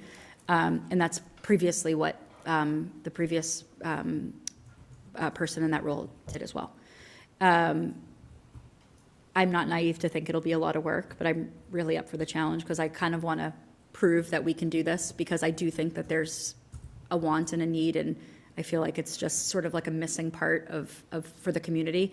And to me, it's just so tempting because that building is there, and we can really prove that recreation can do this, but also with partnering with all the other groups in town, like the senior center. In terms of getting in and out of the building and staffing and the heating bills and things like that, off the bat, that $48,000 was based on Clark as a school, Monday through Friday, about 180 days? Is that school? 180 days. Now, that would be a little bananas if I could go in there and use it for 180 days, but let's just say I used it for 2 to 3 days a week. I would probably try to have my programming be sort of within those, let's say it's Monday, Wednesday, Friday. So that way I would know that my utilities would be being used versus having many days with shorter windows. I have talked to Jody Watts about senior help for like a front desk reception area. So that way when folks come to a class, it would be amazing for that program because it would increase hours for them. Because I know a lot of folks, like right now it's crunch time, they want to get their hours in so they can hit that. So having those folks, there's so many in the program. I know it's well over, I believe it's 130 or so that are in that program. And I know that's what Marblehead does as well at their center. So I would utilize them to help me with that part of it in terms of staffing the physical building, because we just wouldn't want people just coming in and out of it with just the classroom staff. We want some sort of reception area to. There is I am in the process of switching over the recreational platform, and there will be barcodes, so that way when folks are in a rec program, their barcode will be scanned, so it'll be much easier for people to like get in and out of things, a lot easier for parents for signing in and out. We do a lot of paper right now, so trying to move away from that and getting it in real time. So that would be something we would implement there as well. But that's a good point about custodial, Max. Can you speak to that a little bit? Like, how does that work in terms of, would we have to use school custodians? Would it be based on hourly rate? Like, how does that piece work? No, we don't have to use school custodians. Charlotte and I have actually already talked about this a little bit. I think there's different sort of options, and depending on exactly how they're using it and exactly what the needs are, I can work with rec to kind of figure that out. I think cleaning contractors are probably a good idea in some fashion. It might be a mix like we do at the schools, where there's cleaning contractors and some custodial support, but there's things available. Great. Yeah, but the good news is when the building's open, I don't need to always have a custodian because that would incur a cost every time I open it. I was going to say, if we have to use union custodians, No. hourly, overtime, that type of stuff. So that's a good question. Because it probably isn't necessarily de minimis. I mean, you're probably gonna have to have, it's a pretty big space, right? You're gonna have it cleaned probably once a week or something. So even $500 a week, that's like starting to add up some real money. So you just have to kind of keep that in mind in terms of what you're trying to sell for. What about insurance? Who's gonna cover insurance? How does that work? That question came up actually from the school committee. The town and school are not like separately insured. It's all one policy. So it will be advisable to like update the insurance company on what the use of the building is. But it's not like a change of carriers or policies or anything. That being said, for insurance, it would go from unoccupied to used, so there is a potential it wouldn't hurt as much. Right. Exactly. Right. An unoccupied Vacant. building is Is worse actually for more us to be expensive, carrying than one that's being used regularly. I don't want to say help without knowing, that's why I said that. Oh, right. Yeah. Do we have a, so when rec is using it, obviously, there is no need, but when rec then allows third parties to lease the space, do we have a short form use and occupancy agreement that people would sign where if they incurred damages or, we can mitigate liability there? We would have to create it. Okay. Unless you know one that already exists, I certainly don't, and one specific to Clark is what we could work with KP on. And then just for matters like that, if, not saying we start this out the back, but we talk about birthday parties and stuff, I assume there would maybe be a deposit involved and Of making course. sure that we hold that Yep. correctly and in a separate account if necessary, and how all that works, and, I think that particular idea is further down the road than Yeah. what we're trying to do to prove the idea and the concept and the use case. And that's an idea of something that we could do to expand, so it gives us a little more runway to get it all lined up. yeah, I mean, that was one of the catalysts for starting the Community Life Center feasibility study, was because as a parent, I heard people who had winter birthdays all the time were like, we just want a place to go do X thing, and our house is not big enough, and we won't have 20 kids coming, and like, where do we go for that? Right. And people go to, you know, like, Plaster Fun Time used to be a big thing when you had little kids or something, like the mess you don't want to have in your house, so. But you're talking $300 an hour when you're doing birthday, like, I mean, it's exorbitant. Yeah, I The mean, money it's that you something could we should actually make definitely is- look into sooner rather than later, considering unbelievable, winter's really. right around the corner, and if that could really help offset, it's a low lift, and if there's a Yeah, deposit involved, it's a low especially the gym liability. for Right. like a sports Sports. type party. I Right. mean, people are spending $600 or more at Danvers Indoor Sports, and it's a hike to get to, so. Or a slime party. Or a Or slime a slime party, which some people just would Birthday never have. pickleball. Yeah, birthday. Oh, that's what I was gonna say, so I was up by Liberty Tree Mall, and the Bed Bath & Beyond across from Liberty Yep. Tree Mall is now a 100% pickleball Yeah. location, and I had to laugh out loud when we drove by, because I thought, well, Clark School someday, right. it's classrooms for pickleball. In terms of, like, we haven't signed this yet, so are the schools picking up the utilities until, like, this starts? How we kind of talked about We this talked last about time? that last time. But I don't think we settled it, So- did we, or at least? I think the question last time was what their budget is or is Yeah, not it for was the that. budget, yeah, We, until we sign this, we are not Responsible. on the rec side responsible for any of that. So that would be a question for the, Yeah, I think this agreement starts November 1st. Our utility bills are roughly monthly. It's not perfect. So I think the expectation would be like the November usage, we would start to process it and pay it from the rec revolving account. This is actually not a one-sided thing. It goes to school committee tomorrow as well, so they also have to agree to it.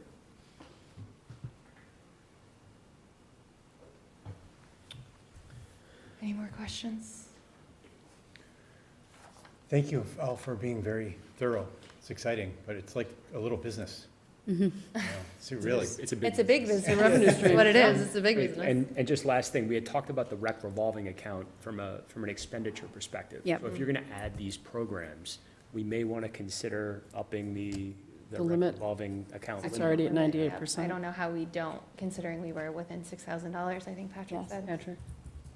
I wrote that down already so that Patrick Yep. and I can talk about it. Yeah, me Great. Address it at whichever town meeting it's appropriate, but. Yeah, Probably this, probably That's this. Probably what I this one think. coming Yeah, up. but I have that at the top of the list. Awesome. Yeah, Great. saw that coming after Patrick's presentation. Thank you. Do we want to, I'll entertain a motion now for the MOU, or do you want to get into the discussion on the rec revolving account first? I would make the motion to approve the MOU. Can I get a second? a second. And I just want to make sure Mary Ellen's not on. Okay, so we, all those in favor? Aye. Aye. Aye. Good luck. Thanks. Thank you, Charlotte, and thank you guys for joining us, and Thank you, Charlotte. Thanks, Max. Yep. It is hopefully it exciting, passes, school committee. Yeah. It has once before, so. Alrighty, so let's move on to then a discussion on rec revolving. Who is heading that? I am not certain, was it? No? Nobody wants it, neither would No, I. I mean, we had the presentation on the rec revolving account numbers we discussed. I am uncertain, to be honest. I apologize. Okay, that's okay. Okay. Is there any information? I Well, thought there I was saw it some, I somewhere. guess Patrick provided us with a little bit in the prior, I saw it. presentation, along with the other accounts. We can always circle back to this if, I didn't have anything prepared for Okay. this item. The FY '25 activity and ending balance is in the FY '25 presentation for your reference. If there's, happy to prepare anything Yeah, for that. Okay. could we come back? Yeah, if there is absolutely, not a connection? problem. I apologize for I that. just, I guess from a utilization perspective, Patrick, this maybe is a softball, but if it isn't, just punt it and we will answer it later. People always say how much money is in the rec revolving account, but then if this parallel makes sense, because the utilization is so high, it shows that the money coming in and going out is equitable. So it is not just sitting there like Right. hoarding money. We're actually taking it in because we're spending it. And so it makes sense to be that high. We actually maybe just talked about it being greater. Right, and like if we use FY '25 results as like a starting point, I did mention that expenditures exceeded revenues Yep. Yeah. slightly. So that's the pattern we were in FY '25. Certainly if we're onboarding new programs and new expense, I think upping the limit would be prudent, Okay, probably necessary. great. All right, well, we will, given the MOU and that Mary Ellen isn't here and she loves this topic, we should come back to it.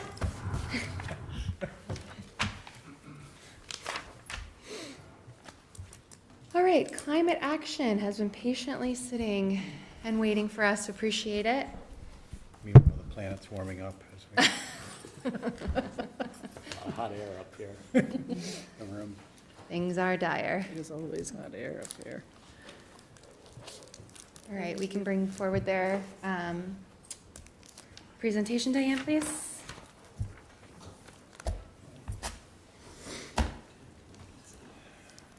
Okay, you got candy up front.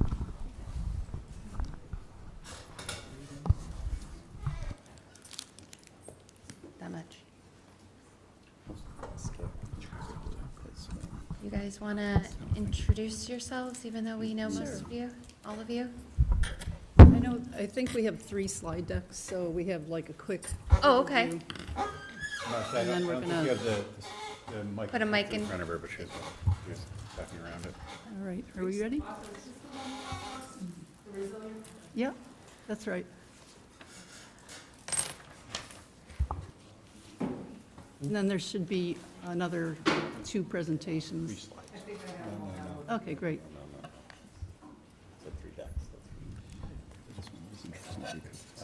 It's late. All right. It got damaged. It's late, yes, it's very late. But they decided to do it on their 400th anniversary, at least for the term. But they really did both. All righty. All right. Hi, I'm Martha Schmidt. I'm Chair of the Climate Action and Resilience Committee. Just to restate our mission, the Climate Action and Resilience Committee maintains our climate action plan and promotes implementation of actions in the plan. We advocate for projects that reduce emissions and mitigate impacts of climate change. We support municipal leads in town, other committees, and do outreach to deliver information and guidance to community members in town.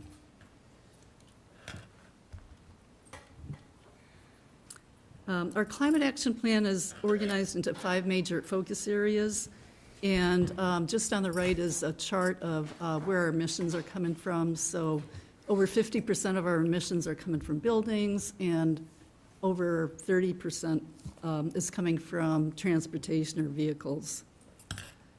And I'm just going to go through some of our recent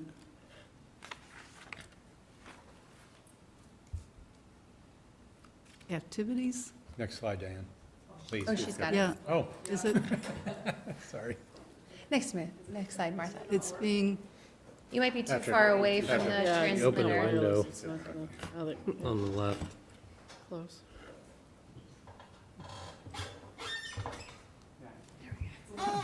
Thank you. All right. A major accomplishment largely driven by our committee was the designation of Swampscott as a climate leader community.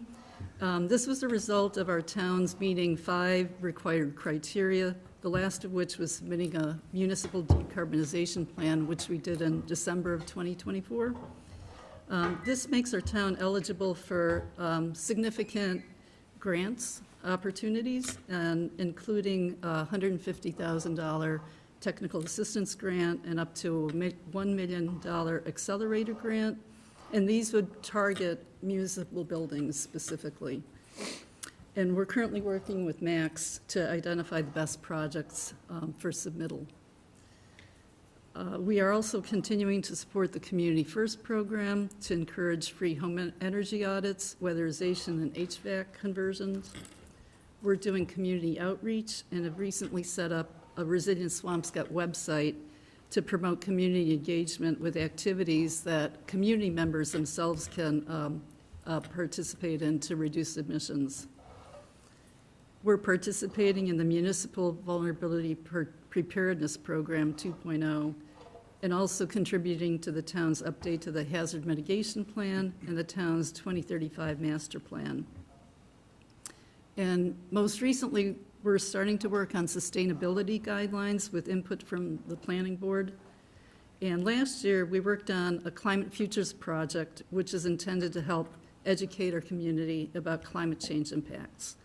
And I'd like to introduce Professor Tom Starr, Professor of Graphic and Information Design at Northeastern, who's going to give an overview of the project. So, yeah. Thank you. So we have another slide. The deck other there, slide right? deck. Oh, so you need this. Okay.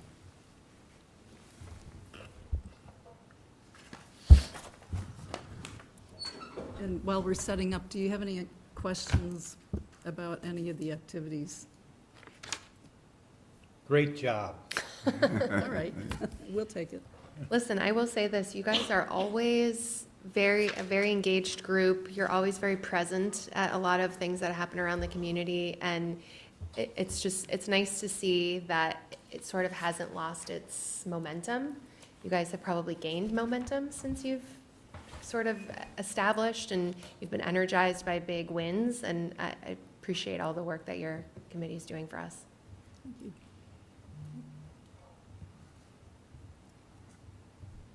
You sound so much more professional now. Sorry. You made it easy.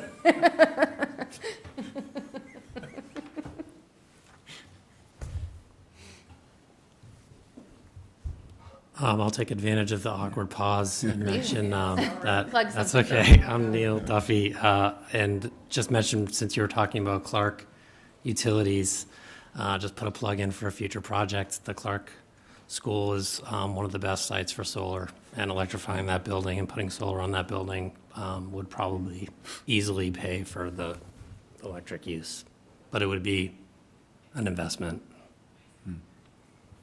Maybe a candidate for a decarbonization accelerator. Well, I'm sure there are plenty of other candidates, so I don't want to jump the queue on that. There are a lot of needs in a lot of buildings, so, but I think for that building, long-term, it's a good idea and something that we'd been thinking about. It needs a new roof too, I think, so you'd have to start there, so.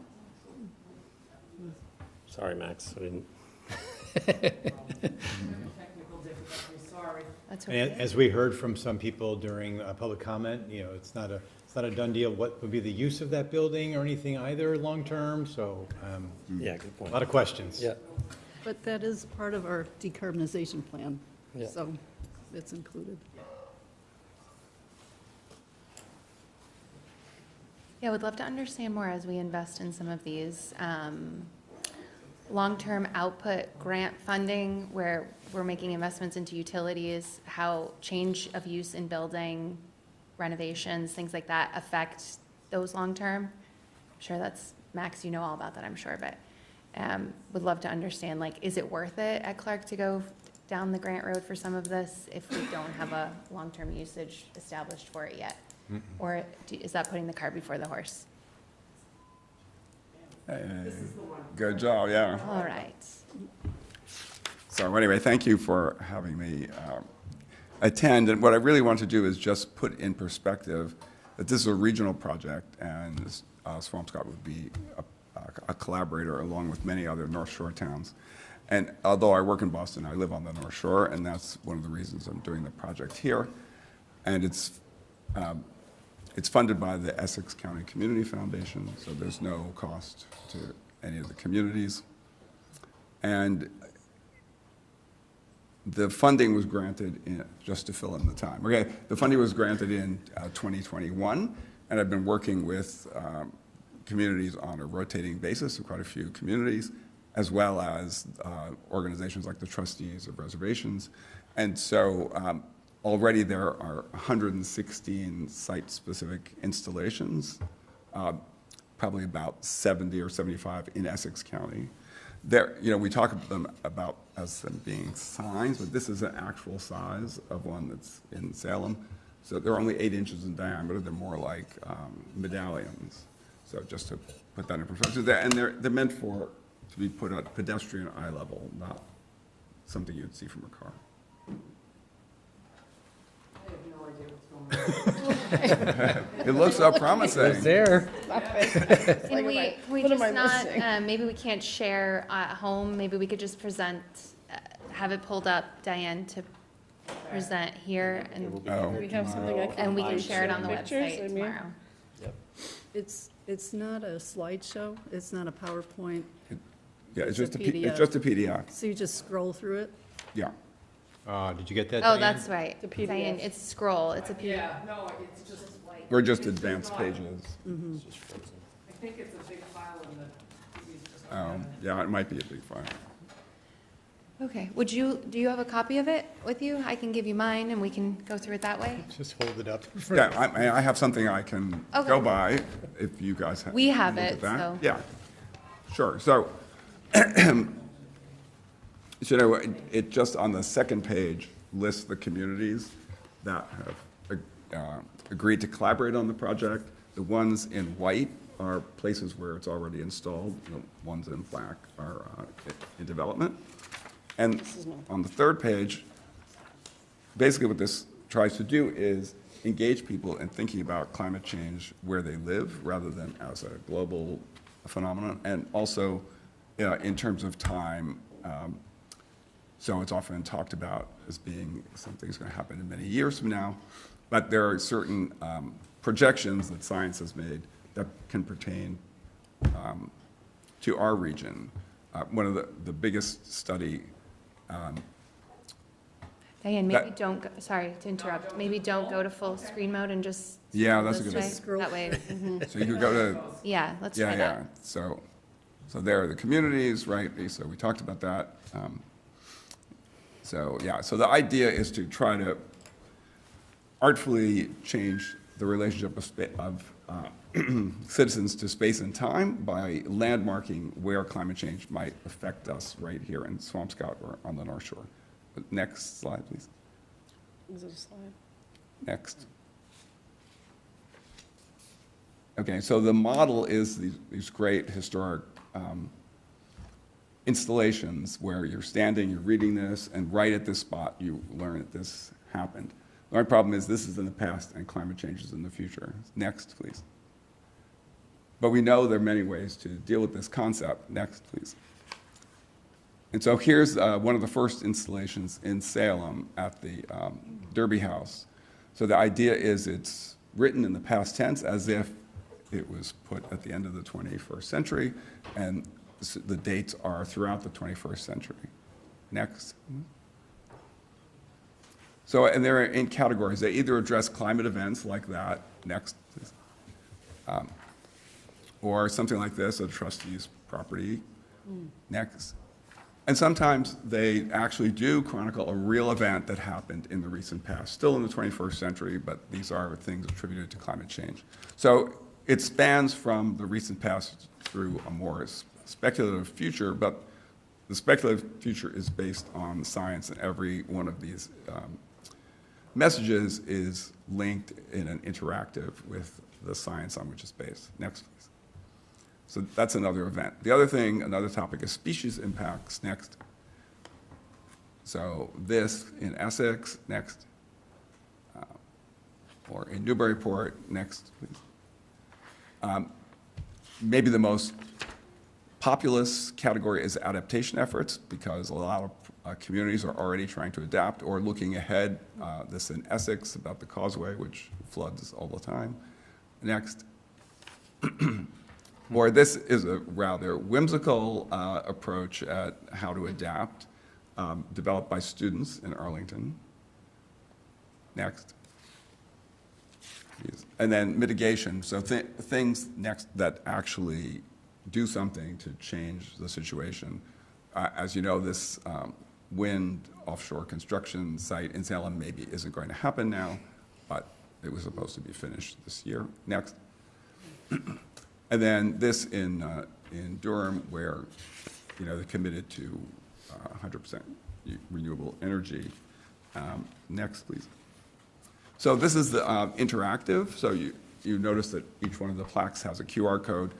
If you scan that, it takes you directly to its page in a chronology. So all the plaques that were in Swampscott would be arranged in chronological order rather than, you know, the way you might have encountered them. And then from there, you can click on a More button, which gives you the background and the science with links that are active links to original documents. Next.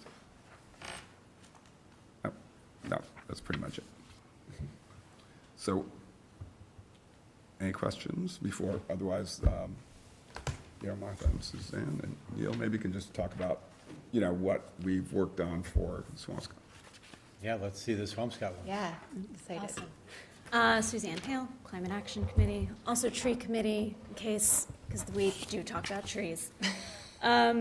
So I think in your packet you have copies of each of the signs.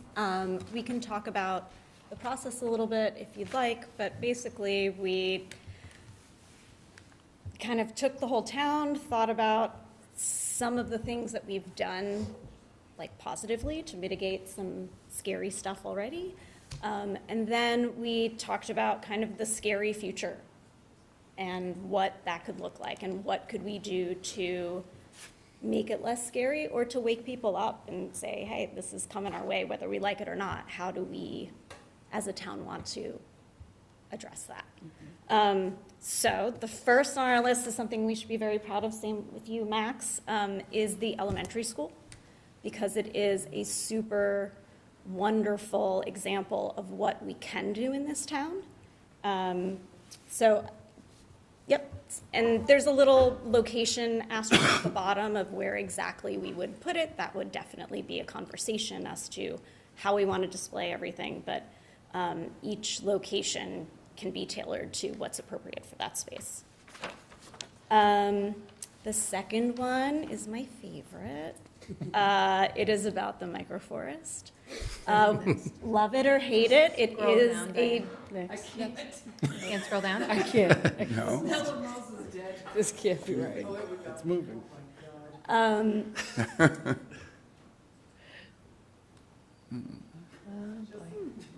just can't.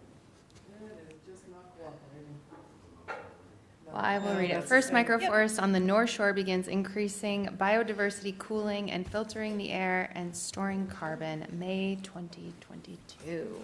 Pretty self-explanatory. It really does all those things. And it is a first for our area, first in Essex County, so I think it deserves some love. Number 3 is all town streetlights converted to LED, reducing annual carbon footprint by 280 metric tons. That was done way back in 2017. Again, where do we put that? I think it deserves a lovely spot on maybe, you know, nearish town hall where we can show it off, but, you know, all that part is up for discussion.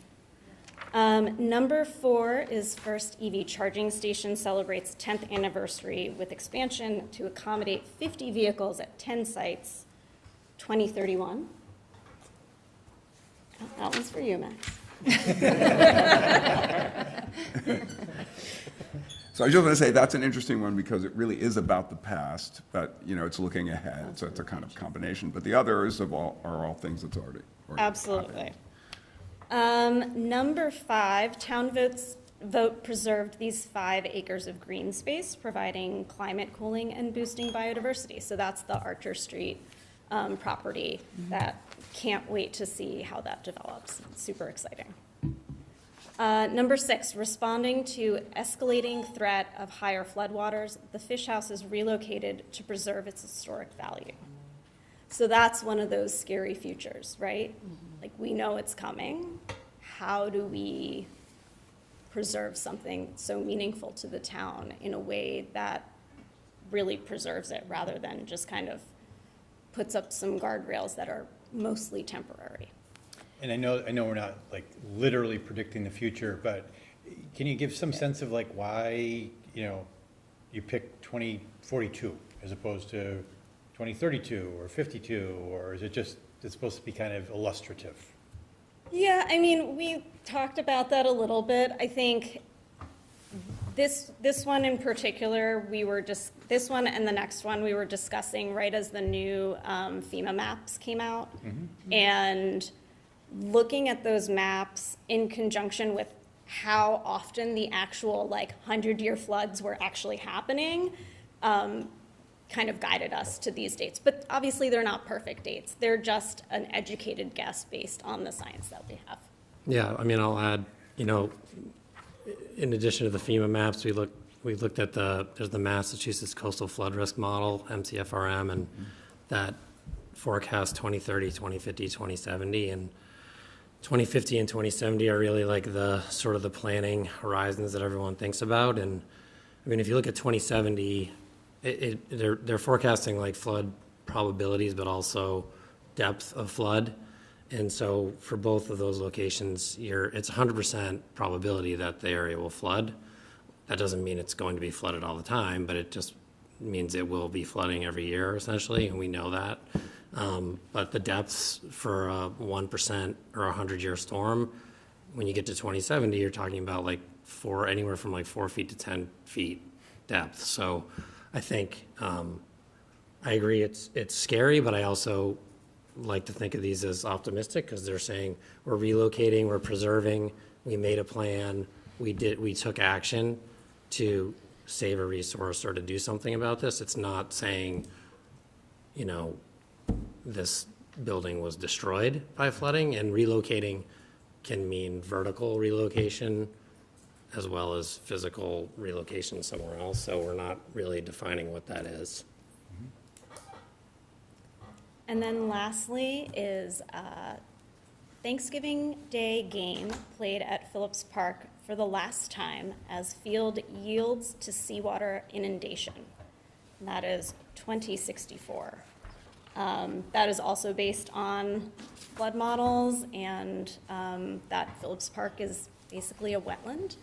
And, much to what Neil had said, the science is there that it's not going to be a playable field by that point. And that's what we've got. So how many in total? 7. There will only be 7. That's what we've got. Yeah. I think this is fantastic. I think it sort of hits multiple marks, as you guys were saying. Climate is a tricky topic. I'm just preaching to the choir, right? Because it's something that people backburner often, but when it's backburnered, it just gets worse. And having something that is a constant point of conversation, either, for adults to their kids or kids to adults, or just if you're out of that stage of life, sometimes you don't think about it as much as you probably should. People change the news because they don't want to hear about what's going on often. So it's nice to it's not nice, it's necessary, I will say, to put a local touch to what that looks like for us. I think it has a big impact, and I think it's very effective. So if I could, I just want to interject that, speaking to that issue, the interactive has links. This is what we did in other communities that probably do it here, where you could link directly to the climate committee so that if you're concerned, maybe I should pay attention to those meetings or I should get involved. So the idea is not to frighten people, but to engage them into participating in some way, and also appreciating what the town is up against in a way, right? So that if money has to be allocated for something, they have a better understanding. And so that would be through the QR code? Yes. Somehow, within the page, the landing page there, then there would be a link to CARC or something? Yeah, so there's a, so in addition to the page that explains a particular plaque, then there's an about page, which is about the project. And so that would have a link to whatever page you like, that Swampscott would like. So each town, when the town's name is in this text, it's a hyperlink to whatever the page is. So it could be the climate committee, or it could be, if there is a sustainability office, it might go to that. It depends, it's just tailored to whatever the community prefers. Can I ask you a question? Yeah. If everything that you're predicting is likely, and I'm not questioning that it is, the infrastructure that supports the town, the roads, the water and sewer system, that we're always having trouble with at high tide, is going to be not vulnerable, it's going to be catastrophic. So the fish house, though, is important. It's like minuscule. It's going to be bigger problems. So if everything that you're saying is true, we've got a lot of work to do. Amen. We've- Yes, we do. We have discussed that from time to time here at this table, especially with the flooding that has been happening in that area around the fish house. It came up in great detail when the pickleball courts came up. It gave a big highlight to that conversation. I won't say that we sort of got anywhere from our seats here on what the answer is to helping with some of that, but I will say that conversation is happening in many more aspects of how we're facilitating things than it has been. That's where say, your when I pump first- house Yeah, I is, just want- right? Your pump houses? Pump house, yeah, the police station, there's, the Fisherman's Beach Resiliency Study that Martha mentioned earlier, there's analysis going on right now. That's, potentially leading to this sign becoming true about the fish house and many other things in that area. There's going to be a lot of work over the next decades that we're going to have to do to preserve just basic commuting, let alone the businesses, let alone the homes, the fish house. Many different aspects of that area are extremely vulnerable. And we So the other side of the tracks where everyone talks about is the high ground. That's the safe haven then. The quarry area, Foster Dam, and all that elevated area.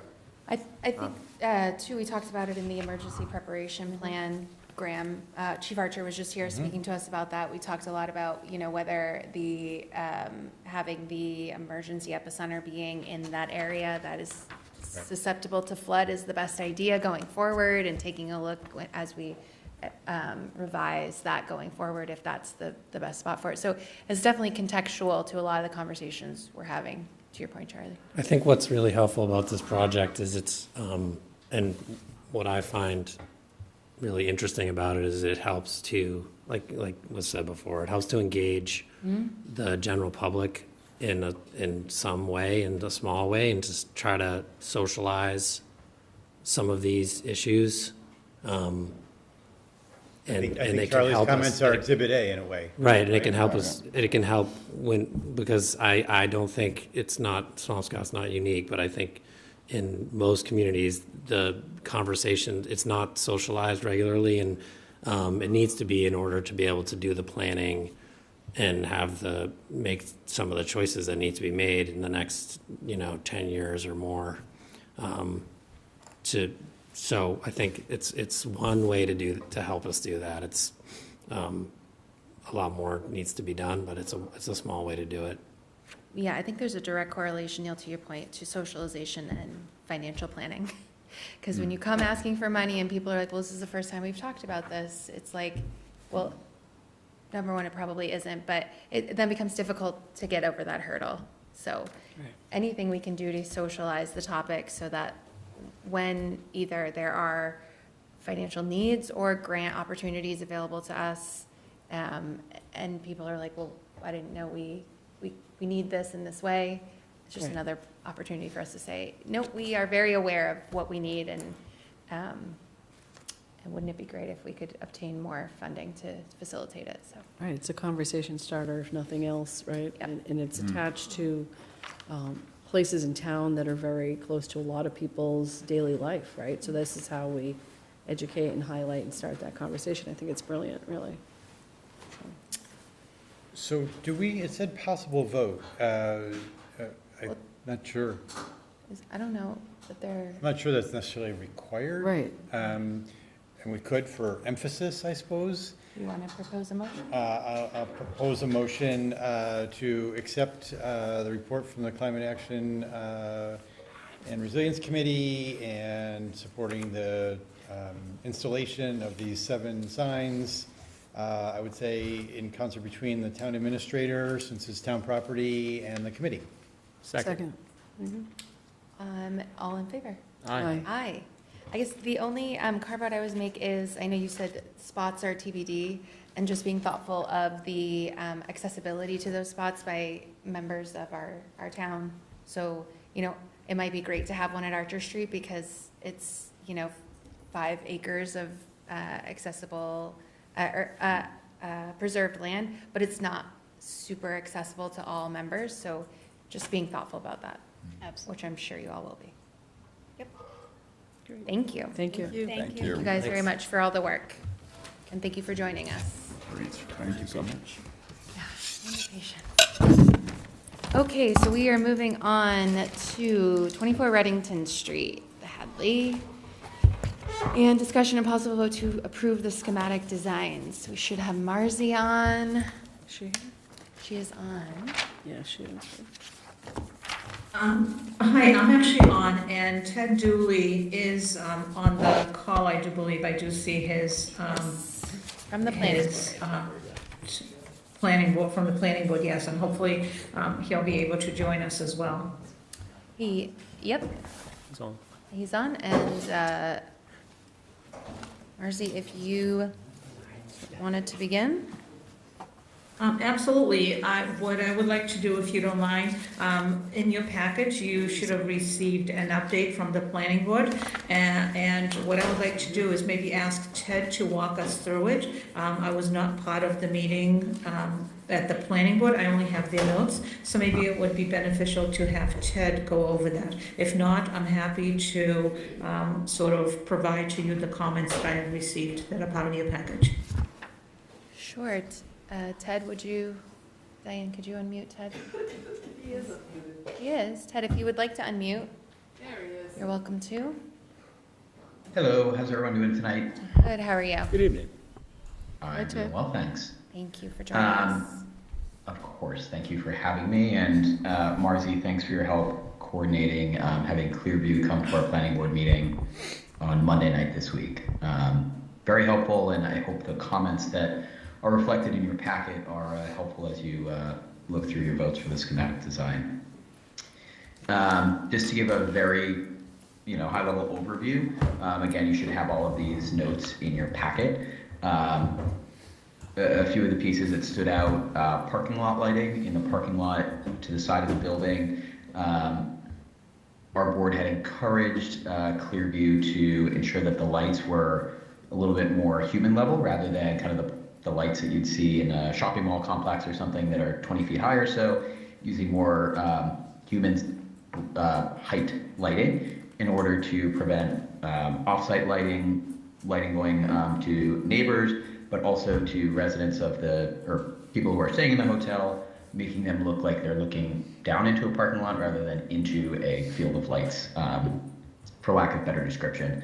In your notes, you also see I outlined a number of the aspects of the zoning bylaw, which outline lighting requirements in terms of the types of lumens, the amount of lumens are allowed to display per our zoning bylaws, dimensions, all of that sort of information, ensuring that they're dark sky compliant.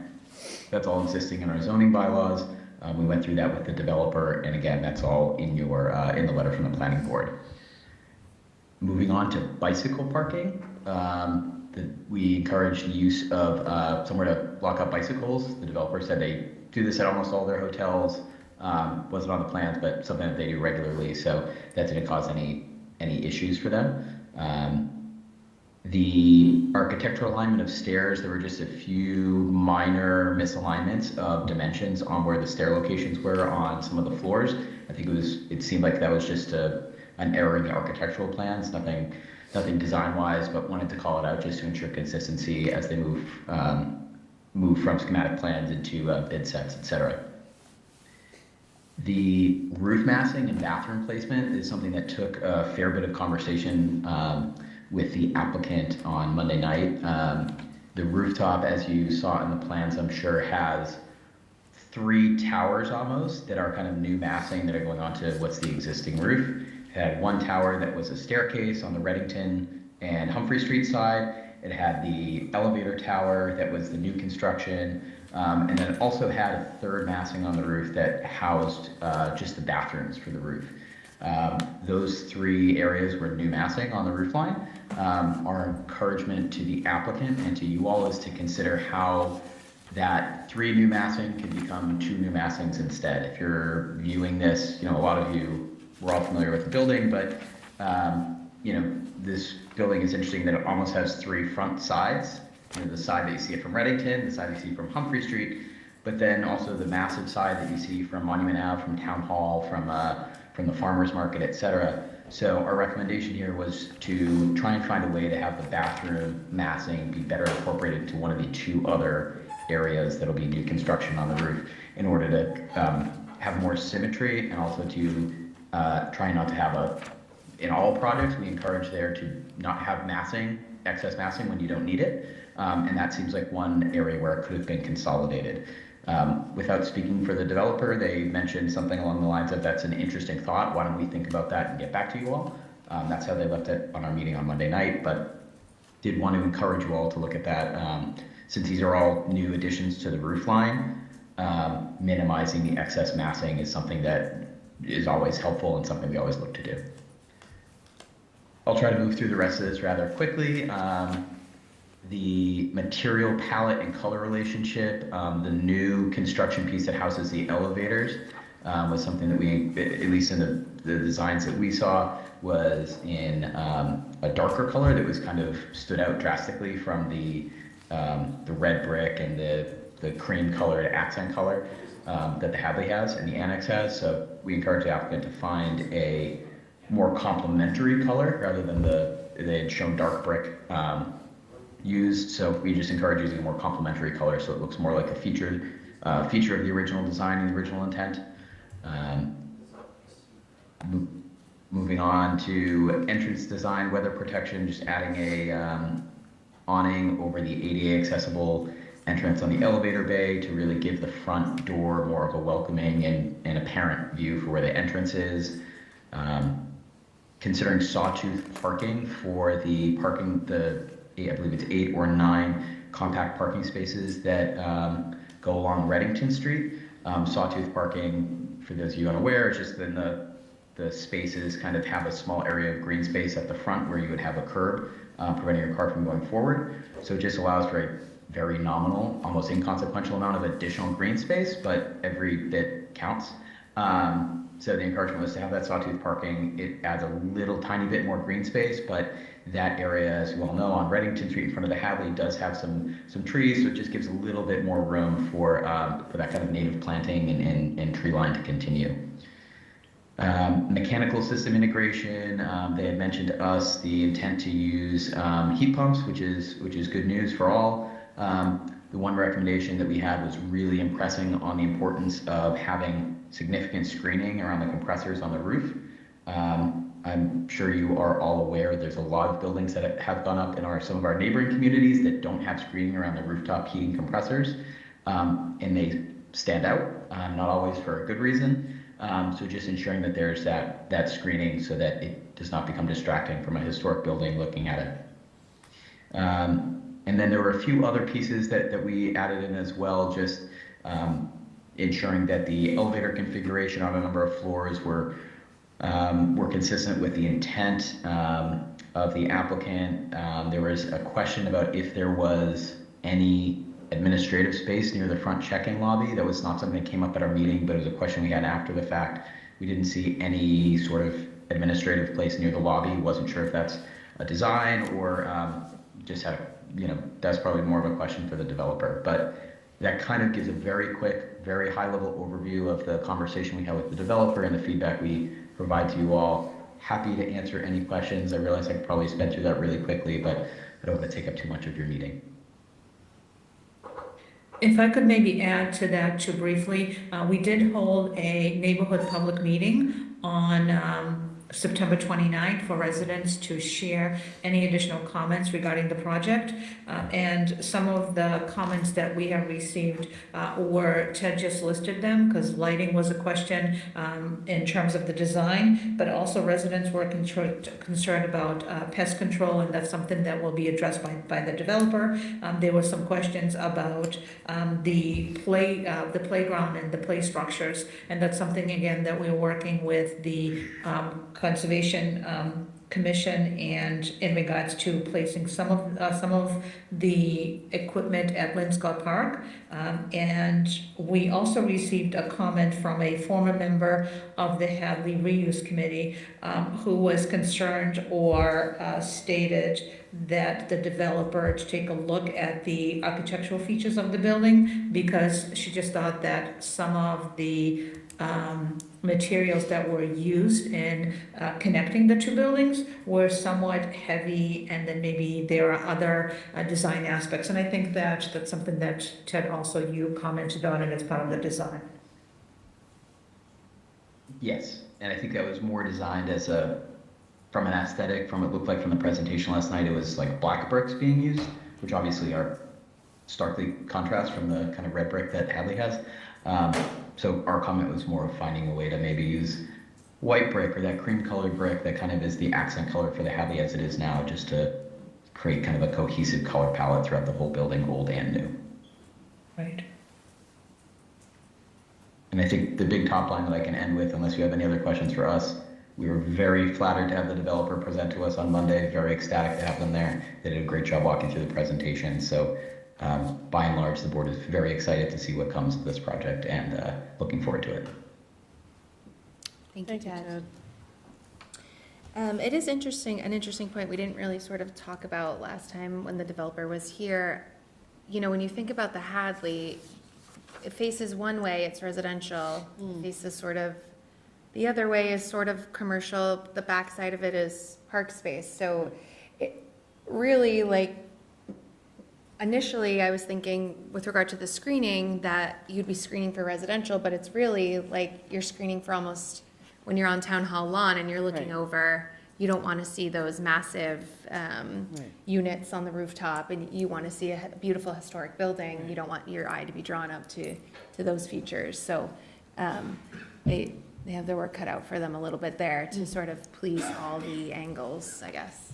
So my question is, excuse me, so what is the next step? So Ted, you mentioned that you did make these suggestions to Dixon, and was that well received, or, you know, are you waiting feedback, or Marzi, maybe one of you can speak to that?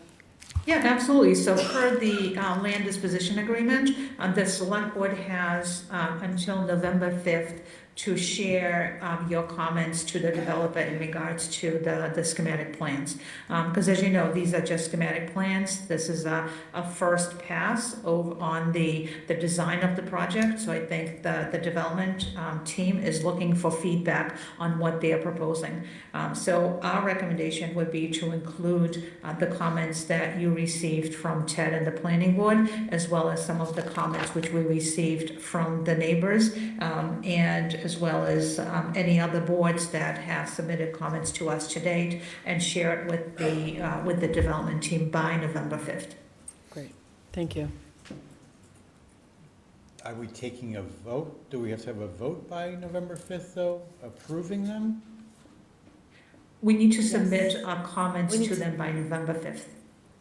I hear that, But do we have to vote by then? Do we need a vote before that? Schematic designs. Is it that Are we? like approving with these With the comments in conditions. hand, or as conditions, or are we giving them these comments and then we expect responses Feedback. and then we vote?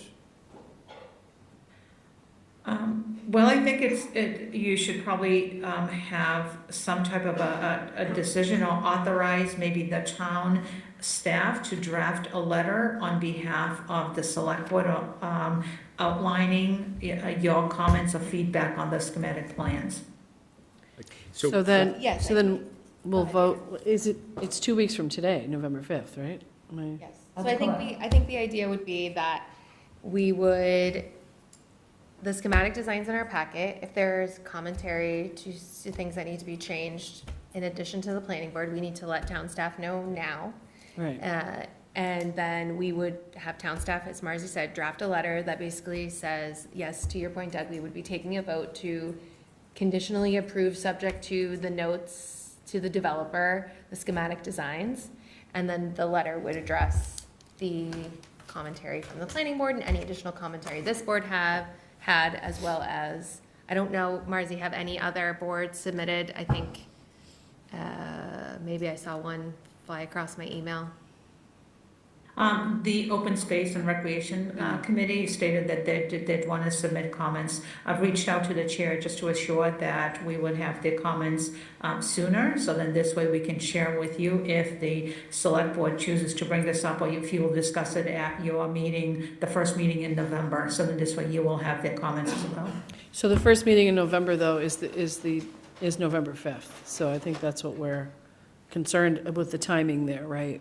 We would want to have that in advance. Yeah, and this isn't the last discussion of this, like this is the time for us to give commentary on the schematic designs, but they're gonna come before planning board, and planning board's gonna have to approve all the permitting related to this. Right. So there is more opportunity. There also needs to be another community forum. Community forum. That's correct. And I would personally like to see the community comments from the last one, if there were suggestions, because I don't think we have seen that, right? I don't. No, I think Marcy just went over that at the very beginning. That's all we've. Well, was it there separate? It was a lot of, it was lighting. And Yeah. It was the same as what Ted. Yeah, some of it, except for that. But there was nothing additional, is my question, right? There Yeah. wasn't anything that Community Ted. space. Okay. So, Yeah, that's what, yeah. So is there anything additional that this board Right. wants to add to the 9 points? Yeah. Right. Well, Mara, do you have something? So excuse me. So I just want to point out, at the community meeting, Marzi, remember also, a big part of the conversation was screening the parking lot, right? So screening it certainly on the Reddington side, but also on, I never know the name of that, is that Redding, like? The extension road behind. Yeah, at the yes. end of Yeah.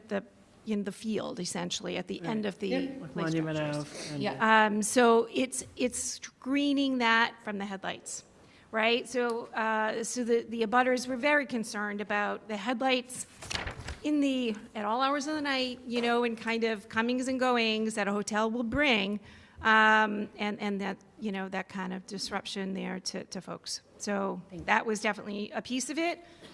And yes, what you said as well. Thank you. So in addition, So we want to make sure to that's- the lighting and That's screening. particularly I think highlighted that's- and outlined. Yeah, that's obviously a very, very valid concern, that cars are parking and then. Yep. Yep. Yep. Can I just make one comment? I think Please. it will help clarify on that. So this is obviously a little kind of confusing because it's a municipal land, a private development, and it gets a little confusing that way. But ultimately, this will have to come for site plan review before the planning board, who per our bylaws is a special permit granting authority for this. One of the criteria for site plan approval specifically is screening around parking areas, entrances, and exits to minimize or eliminate as much light leakage as you can as a result of headlights.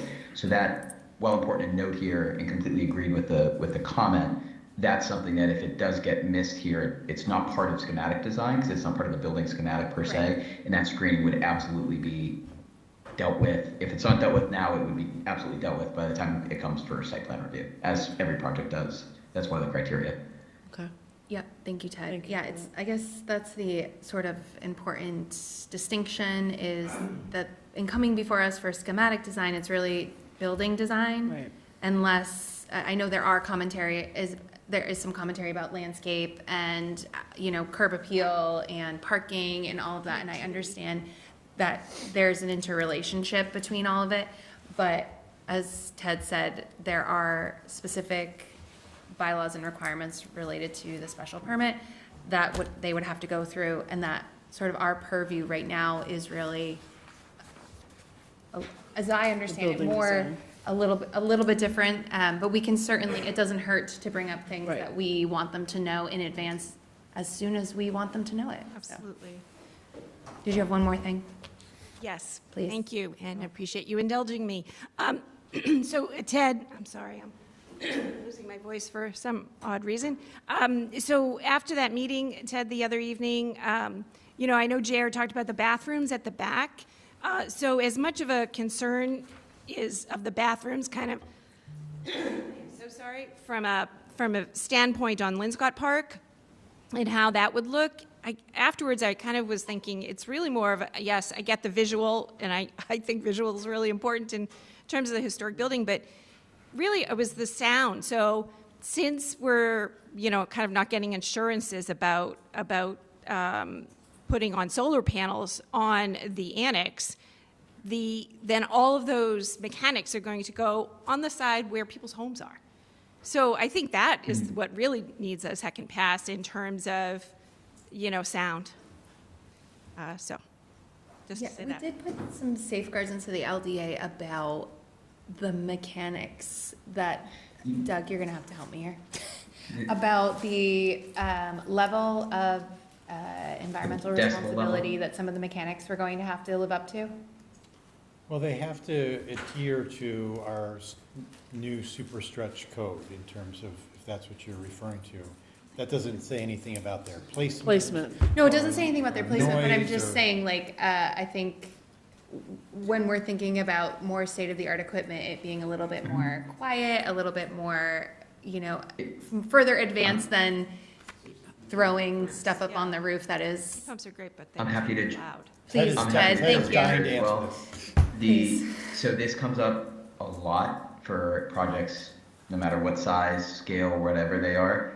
The compressors that you would get for example, Mitsubishi heat pump, LG heat pump, whatever, any of the modern heat pumps that they're going to be installing in this building, the decibel level will be immeasurable from across the street. That's what I was trying to. They're so limited due to the efficiencies. So it is an absolute concern, and it comes from a place where, not that long ago, they did make a very significant amount of noise, but the way that they are now is very, very minimal. So it comes up a lot, but it's never turned out to be a concern, at least since I've been on the planning board, from abutters hearing noise from compressors or condensers, especially when it's some of these new heat pump units. Thank you. All right, so, So the community space. yep, the community space. So, where are we exactly with that? In these plans, Marcy, Ted, does anyone know, Maura made some comments in public comment. What exactly is the status of that? So the developer really visualizes their several spaces within the building to be a community space, not a community meeting space. I think they're considering the restaurant, the spas, some of the sitting areas as others as a community or public space, or a space available to the public. Okay, and that, For rental purposes, right? I think communities, the spirit of community space is probably a little bit different, right? That the community is looking for. Has there been any discussion about anything like that with Dixon or anything at all? Have we ever brought that up? Have we ever made the point to say, is this an option? Can we consider one of the small meeting rooms or some such thing? I don't know. Has anything like that happened? We did talk. Go ahead, Marcy. No, I think that's something that is still, as part of a discussion, I believe. Dixon did say that, the dining area could be converted into a meeting space. It could be converted to a function space or others. But nothing, I don't have anything formalized in regards to a designated meeting space. can we go back to the town meeting vote about this? Because if I recall, this was the only amendment that actually passed that night. So the language of it was exactly what? Yep, hold on, I can pull that out. I imagine someone in the audience here might be able to quote what the language was, but. Okay. Sorry, no. But I think clearly the description at that point, as best I can recall, it was that this was, I certainly interpreted it not as the restaurant. Right, or the bathroom. Well, I will say this, I think the way I recall it is available meeting space. I don't know that it was, that's fine, I'm saying the way I interpreted it, not the way it was written.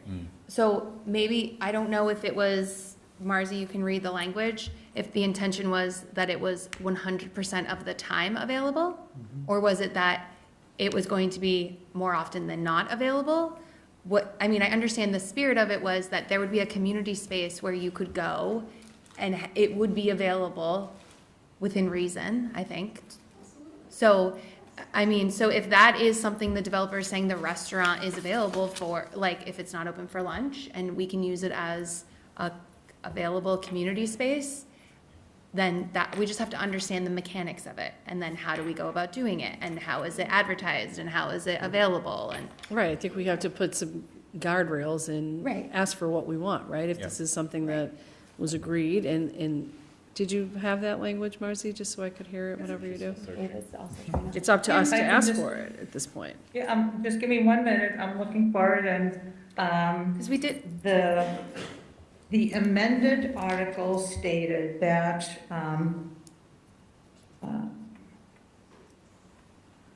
voted to amend the, hold on a minute, no, that's not it. that's okay, Marzi, take your time. But I will say that at one meeting David and I had with the developer, this topic did come up. We asked Marzi to get them a copy of the actual language from the warrant. I actually think I advised them to go back and watch the town meeting so they could understand the spirit of the conversation that was happening at the time. And then, because there wasn't a specific ask, like an 880 square foot room available Monday through Friday, because it wasn't specific, I said, what, God bless you. I have it. You have it, go ahead. David has it. Yeah, I can read it. So it was Article 19, proposed by the Finance Committee, voted, motion carries, 2/3 majority. Original article was amended to include the language in 4.11.0.0, replacing the last sentence printed in the warrant with the following language. This bylaw is meant to establish development that protects historic and cultural resources and foster a connection between the Hadley School Building, the natural built environment that considers proximity to Swampscott Park and its use as primary open space for community engagement, and interior community space shall be included in any establishment created. Right. Yeah. So So it's interior that's community. fairly space. vague, right? Yeah, that's the problem, it's So- vague, right? Yeah, although I have to, community space, I mean, when I think of community space, it doesn't conjure up a restaurant. Well, unless the restaurant can be utilized for meetings or something like that. Well, it's gonna be Like- subjective, right? Everybody's gonna have their own Everybody's gonna have interpretation of their it. own I think interpretation. that what we need to do as a board, right, is to echo the voice of the residents of this town. If that is what we need to shoot for the moon. If that's what we wanna do, then, or Nick Connors, you need to shoot for the moon when discussing this with the developer, right? And push them as far as we can logistically get them, right? Yeah. I mean, is it gonna be doable? Negotiation is everything, right? But we need to try. Realistically, I mean, what do we want to do? Do we want to? You want a conference room? Is that what Yeah, we're I mean, saying? yeah, What- are we saying we want a conference? Because the five of us could have completely different Totally. definitions Totally. of what that community space and Right. what that vote and Right. interpretation of Right. of this I think we is. just want some guardrails of what we could potentially have, right? Well, yeah, I mean, I think that's why I had said to the developer, like, let's get a copy of the vote, watch the town meeting, you come up with what your interpretation of it, that is, and we'll give feedback based on that. Yeah. To me, I mean, Doug's saying, is it really the restaurant? No, it's not the restaurant, like, for me to go in as a paying customer, but is it a restaurant for me that's a large space with tables that I could meet with a group of Girl Scouts if I wanted to, and it was available free of charge? Yeah, no, that's more what I I'm mean, talking even about, if we so- could get them to agree to, once a month, X, Y, Z, right? It doesn't have to be a certain space, but it Right. could be defined as a certain time of month, or once every 3 months, once every quarter, we'll allocate some space to Right. something, right? You're asking for something, I Yes. think. That sounds reasonable. Yep. So I think, Marzi, we are looking for some feedback from the developer on their proposal of their interpretation of that, and then from there, we will give additional feedback. I don't know why that needs, we can find an artful use of language in the schematic design response that says we are looking for the town meeting warrant article to be fulfilled in totality, including but not unlimited, the last sentence, and restate Loosely it. defined And community then, space. we can, as definition to be determined, or something like that, and that way they are not They getting can't just out of ignore it. it, right? And if we bring it up and we drive it home, we can't guarantee it's gonna be a ballroom to be used once a week, but we can at least, try. Could I just make one suggestion? Nick. Yeah. Like Chapter 91 for water-dependent uses, it's a license that DEP gives out. They have a requirement for public accommodation. Great. And it, depending on whether it's a office building or a restaurant or a boat club, it differs, but that could be somewhere that Marzi and I can put together a list of public Reasonable. accommodations, so that at least you all could have something to pick from if we have a draft, or we can send to them and ask them to react to that type of list. That would be Amazing. great. Okay, Perfect. Yes, please, let's do that. Well, let's look at it and then, great. yep, Thank you. please. So, moving off that topic, just process-wise here, we have to approve this eventually, ideally, and it'll eventually go to the planning board. This is the last stop for us, right, in this process? There's nothing else coming back to the select board in this process, is that correct? In regards to the design of the schematics? Anything having to do with this project at this point, is that, Once we approve it, it goes to planning, and then it's out of select board hands, is what Doug's trying to ask, I think. Oh, no, you will still review the construction drawings prior to the final design. These are just schematic drawings, so this is just sort of like a concept drawings. We don't have the full plan for the project yet. okay. And the construction drawings or specifications will be due for approval with the building, when they're ready to submit their building permits. And then is At there? that point, it would then come back to us, just for process-wise. Once they go for a building permit, they would come to planning board for site plan special permit to acquire their building permit and then go start construction. Yep, so under the LDA, we approve schematic design, and then the developer holds at least 2 community meetings, and then, Oh, it's in that order, in there? That's interesting. it's not, It's not in specific order. it is not in Sequential. sequential order, thank you. Okay. It is just listed as That an was one of my other additional- questions about yes. the other community meeting, when that had to happen by. It does not state that it needs to be done. It does say prior to any submission to the select board, they should have held 2 community meetings. That's what we determined last time, which is why they've already had one now. Yeah. And to the extent that the schematics are modified, they have to come back to us. And then as soon as practicable or otherwise in accordance with the milestone schedule, Doug, they will submit construction documents back to the town, which will be drawings and specifications. And then they will apply for their building permit. Okay, so, community meeting number 2. When is that scheduled for? Do we have that scheduled or not? Well, we don't have it scheduled yet. We thought that it would be great to have all the comments, that this way we can go back to the community and share what the comments were, and then maybe have a response from the developer. So this way we can share what the concept of the schematic drawings would look like. So could it work then, I mean, if we're supposed to have this done by November 5th, For next week?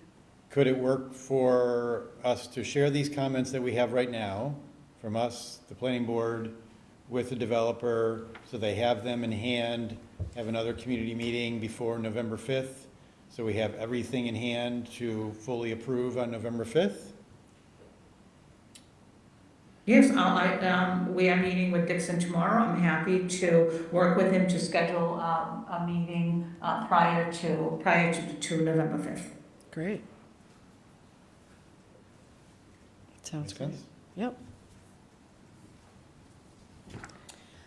Okay, so then, I guess, should we make a motion to allow town staff to put together the comments and submit them to the developer in the very Yep. least? So moved. Yeah. Second. All in favor? Aye. Aye. Okay, so Marzi and town staff can facilitate that piece, and then David and I will be on the call with the developer again tomorrow, and we will continue to, talk about this and the other points that got brought up, and then the, second community meeting. And we will go from there. Okay, Thank you. thank you, Thanks, Marzi. Marzi. Thanks, Ted. Thank you, Thank you. Ted, Enjoy the rest very of the much. meeting. You too. Okay, capital improvement projects update.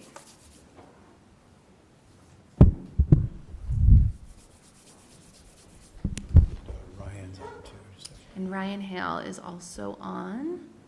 Diane, if you, oh, he's a presenter, so he can unmute. You can talk. Okay, I'll. Back again, Patrick. Hi, I'm Hi, back. Patrick. So I provided the board with a memo, just updating you on where we are in the capital process, capital planning for the 2027 to 2031 plan that'll be ultimately submitted to town meeting in May.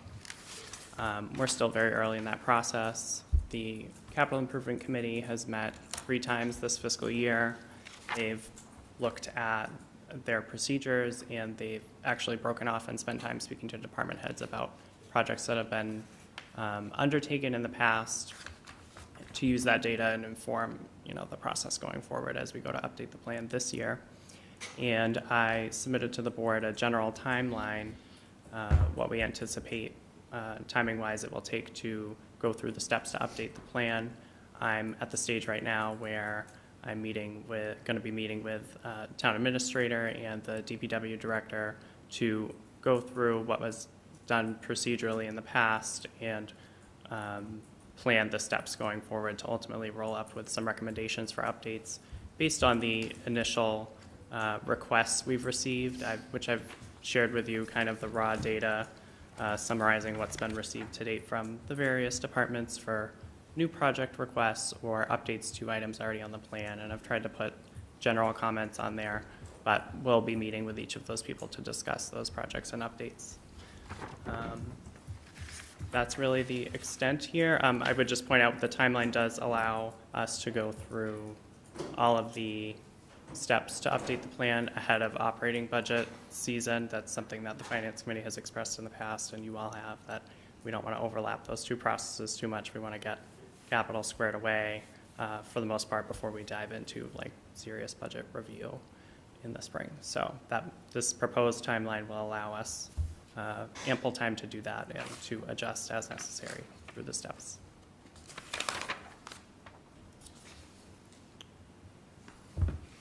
If there's any questions, I'm happy to take them, and I will acknowledge Ryan Hill is on the call, so if he has any comments. I just had a question about the bleachers at the field house. Mm-hmm. So Where are they going? yeah, how, Is that for the other side? Max, do you know? Yeah, I can answer that. I'm assuming. So it's the bleachers in the field house here inside the high school. That's what we call the gym, the field house. And the plan is to add another bank of bleachers as you walk into the gym and be in front of you. And the driver of that is they're unable to host certain tournaments because of the capacity. And if they add the one more bank of bleachers, they will be able to host those events. So if they hosted those events, doesn't the revenue go to the MIAA? Or does it come back to the school at some point? I don't know the answer to that. Probably for How- that and women's how much flag this- football league or something. no, this is it. Well, we did. I think it's a make 50-50 a lot of money split, tag. at least. Right? Some of And us. then what would the capacity increase to, Max? Any general idea? Is I think adding it gets it 100? over 1,000 Okay. seats. I think that's the number that you need to get over, that we're not over now. it gets you over. I know, I Patrick, thought it was for the field. we don't have, we just have the new requests and changes in requests, but Yeah. I know this has come up multiple times, the track. Yes. Where is the track on the capital plan right now? Is it on the capital plan? It is. It It is. was And what year? added last year, Right. and it was scheduled in FY '28 on the plan that was published in May. Right. So that obviously will be talked about. I know that's already come up. So that'll be included in the conversations. Yeah, I know that the middle school and the high school have been unable to host any Yeah. track and field events, given the poor condition of the track. Yeah. So if there's anything that we can do with our partners, agree. potentially at Wholesome. Aggregate, we're gonna give them a you know, call. Aggregate, We're yeah, gonna see if they're I think- gonna donate us a track. Yeah, I think that would Start be. there. I think that would be wonderful, a nice, they're new, listening. big blue track. Have you seen the track issue, Nick, at all yet? I haven't seen it. Yeah, I mean, Spent a lot of it, time at town hall, not everywhere else. You don't run the track during your lunch, Nick? No. That's Good, at my because it's desk. unsafe. Yeah. It's a hurt ankle, so. Yeah. it's a safety concern, right, but it's also an equity issue for certain sports. I mean, they just don't have the ability to have home meets, right? And not to say that, you know, we have some serious runners in this town right now, like, literally, the high school has record-setting State runners that champions. we can't even, you know, allow to have a home meet. I mean, it's almost ridiculous. It's really ridiculous, right? I mean, it's, yeah. So so this is set, right, in terms of schedule. Is there any way, is Ryan on the call? Yes. Ryan Hill? Yes. So how would we go about even suggesting getting this sooner than FY '28? Do we have that option? You Is mean that? where it falls on the plan? Yeah. Okay, I'll let Ryan and I spoke this week, but I'll let him speak a little bit to their process.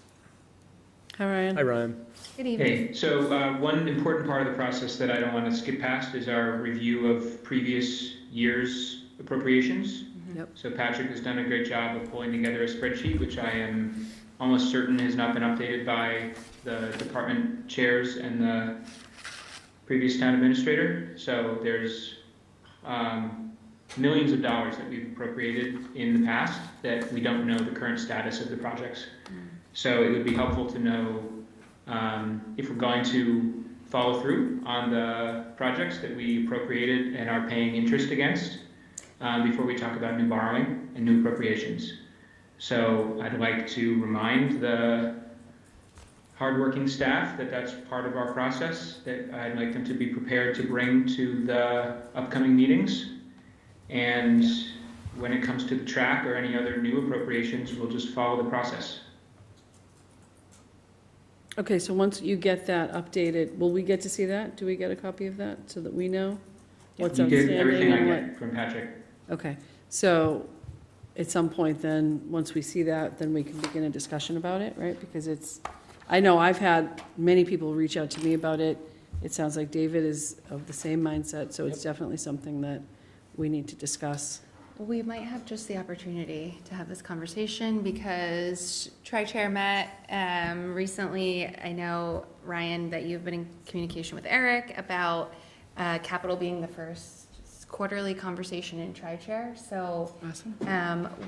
The school committee meets on November 6th. It will be posted as a joint meeting between Capital, FinCom, Select Board, and School Committee. Great. So we will have 30 some odd people joining us for a conversation about capital and the capital plan. And it possibly will be at the senior center or in this room, TBD. But that will be where we can sort of really start to flesh out some, for capital to give us the information we need to understand, you know, their process and Priorities. the processes that has been well vetted and that they go through annually. And then for us to align some of the things, either, you know, being thoughtful about the way that we've presented some of our goals recently, school committee presented their goals, and then how some of this aligns with some of those goals, right? Because obviously as administrations change and as our, you know, committee changes, board changes, Yep. goals change. Yep. So, Capital has been doing great work, and school has already provided their capital needs, at least for the next, I think 5 years. And I think we determined to sort of think about it in 1 to 2 year, 3 year, and then 4 to 5 year, because as you get to 4 to 5 year, it's a little bit squishier, right? With projected how much we're gonna have to spend and what's sort of on the horizon, and then what comes on and off. As Ryan just stated, what's been spent and what hasn't been spent from what we've already borrowed. That's important very good information. point, Ryan, that we don't want to incur more costs if we're not even spending the costs that we've already incurred. Katie, can I interject for a second? Yeah, please. Uh-oh, sorry, go ahead. Yes, I just want to make a clarifying point to what Ryan said. Please. On our reports that he's referring to that show projects that have been approved but not acted on, generally those funds have not been borrowed yet. Excellent. So I just want to clarify that. Sorry for shelling interest out on, dollars that aren't being Yep. utilized typically. So I just want to make that distinction. Thank you. Okay. Thank you, Ryan. Heard and noted. So that's good. Thanks for the clarification, Patrick. And I think, this is a great coming together now with administration fully staffed is a great time for us to just really discuss openly, what we want to be when we grow up as a town, right? We've got the master plan coming together soon, I think, and we've got fresh eyes on what our future can look like. And I think life's all about trade-offs, and we're going to have to start making some good discussion about how we prioritize in our investments in the community going forward between all the different opportunities that we have ahead of us. And I hope that as we go through this, I would expect that not everyone will be happy with the decisions, but I hope everyone can be satisfied with the process that we follow, and at least the logic and the discussion that we all have to reach those priorities and those conclusions, that those are all transparent and people can at least understand the process, even if they may not have their main thing at the top of the list. But that's what we endeavor to do, and I'm glad to be working with all of you again in the upcoming cycle. Thank you, Ryan. Thanks, Ryan. And yeah, I'll echo that sentiment. The negative feedback has always been our communication, so we're attempting to help that along. That does not mean satisfaction. And we will do our best to get to satisfaction, but we have to make sure we're communicating transparently and honestly also. So. Just one clarification or question. We only got the new requests and the changes, but I'm sure when we have this meeting on November 6th, we'll have the totality of the requests, right? And so when we by year. The last we publish every town meeting. We publish a 5-year view. Yep. Now only the coming fiscal year is the one that's binding, right? But we do publish the 5-year plan every town meeting, and I believe in the backup that Patrick has that may not get into the warrant, we do have what I would think of as the useful life schedule, right? So we know how many more years we have on all the cruisers and how many more years we have on the HVAC systems, kind of the useful life of the assets, so we can start to look out, further than the 5 years that have already been published and see if we have any large expenses to anticipate when some of our systems reach end of life. Yeah. So we'll bring all the toys to the party when we have the tri-chair meeting. Yeah. Okay. All right. Thank you. Doug, if there's something specific you're looking for, we can. No, the last thing Ryan said was really all I was actually directing it to Patrick, but I just want to make sure, because this is not the whole list, what we have in front of us. This is not it. Yeah. This is just for tonight. Yep. To provide some insight into what's been received for raw data. Requests. We will be going through it all, talking to everybody, and then this will be feathered into the existing plan to bring it all together. Within the town, you will have collected all the information by November 6th, so that when we talk about it November 6th, we'll have kind of an updated, from the town's perspective, what the capital needs are. we will have some update for you on November 6th. I want to be, I put here tentatively November 13th. Perhaps we could have a town administrator recommended capital plan, but I need to have those meetings and conversations with Nick, with Gino, with everybody. So I would say that's maybe a soft target, but certainly I can have an update. By I think when you and I talked about it, correct me, because I come in with so many questions for you that I could be confusing things, but we have almost all the requests in with the exception of DPW right now. Yes. As it is, as a raw data for changes and new additions. So we'll do everything that we can to make sure everything is in line for the 6th, but it seems entirely possible. And that is our goal, to make sure that all that information is available then. So you don't only have the 5-year plan, the backup Ryan talked about, but also new additions that are requests that may be in out years anyway, ultimately. Thanks again, Patrick. You're welcome. All right, moving on to the warrant. Can I just do a brief introduction? Please, would you mind? Okay, great. So prior to leaving, I had sat down with Jared and Thank you, Mike Max. and others. Sorry to interrupt you. Thank you. And so we have the timeline or schedule here in front of us of the dates that we would like to hit if you go to warrant, I believe it is, which would recommend that we open the warrant tonight, close ideally on the 5th, but if there's things that come up in that discussion on the 5th, understandably, and we can get to the 12th, we would start review, the legal review and everything in advance for anything that is we don't anticipate having changes between the 5th and the 12th, because ideally we would open tonight, close the 5th. That would leave a week for legal review, other preparation, and then we are not printing and mailing on the final day possible to hit the dates that we would like. In following that schedule that we have here in the packet is a draft that includes sort of placeholders for some things, a couple that I can walk through that we very likely won't need, a few that are annual, or basically annual, based on the discussion that I had with Patrick, and Patrick can answer any questions when I go astray here, please. But if you want, what I could do is start to walk through the articles that are on there. You can stop me at any point to ask questions. Or if you have questions about the schedule to begin with, we can actually begin there. That makes a lot more sense than me diving into the individual article. So have you communicated with the moderator as to when this? I've not yet spoken. The moderator was informed. I was on an email with Diane. Diane, yes, has been in communication with the moderator about the timing. About the timing? Yes. Okay, great. Diane did that pre-Nick. Thank you. You're welcome. Thank you. Thank you, Diane. So no from me, but yes from town government. Do you have any other questions schedule-wise before I'll just walk through them and give a very high level, I think, detailed questions. I'm going to rely on Patrick for some of them, but if you don't have questions tonight, we can leave them where they are, include data as we move forward, because we need to finalize some of the numbers. So ideally, I think we would vote on any articles at a future meeting, not tonight, but at least tonight we get a thumbnail. Does that work?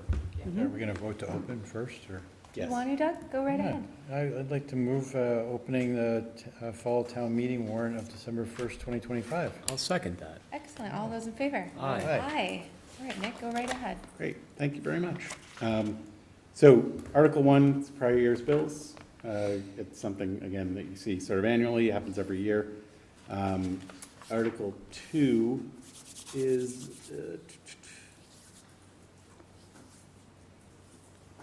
is this the? It's the amendment to the fiscal 26 operating budget. These are the items that we got, yeah. It's balancing out what we received after the beginning of FY '26, right? Yeah, I'll jump in. Thank you. Perfect timing. Mara Laus. So there's two budgetary transfers within the FY '26 budget in the article. One is for town accountant consulting, which would be transferring money out of salary into the expense appropriation to cover the costs we're incurring in an interim situation. And the second transfer is for the increased costs to our property casualty insurance that came in above our budget estimate. The final numbers were received after town meeting, so it came in over. Luckily, our workers' comp program, as predicted, came in under based on what we were hearing from our broker. So that cleans that up. So that's Article 2. Great. Do we have any questions so far? Article 3 is a placeholder for CBA. We are not in a position to be doing anything with that right now. We continue discussions. I've made initial contact with, I think, 3 of the bargaining units. I've been in a bargaining session, but right now there's no movement or anything that would require action here, so that's likely to come out. 4 and 5 are school-related. Number 4 is transport costs. It's an annual transfer that occurs. The special education, which is number 5, reserve. Fund transfer is per the agreement related to turnbacks at the end of the year, the prior fiscal year rather. Article 6 is the potential to adjust the tax rate. That was one of the ideas that was mentioned. It was already a placeholder in here. I think it's something that the community makes a decision on annually, but that's also one of the potential solutions that's outlined in Patrick's description earlier of the health insurance reconciliation if we decide that's a priority. So that, again, we want to move forward. We will have finalized numbers, and you all can make a decision on how you'd like to move forward with it. Article 7 is related to Conservation Commission funding. I'll ask you, Patrick, to stop me if I go down the wrong path here. This is related to funds that were collected in the past by the Conservation Commission that are general fund receipts that they would prefer are appropriated to them for their use.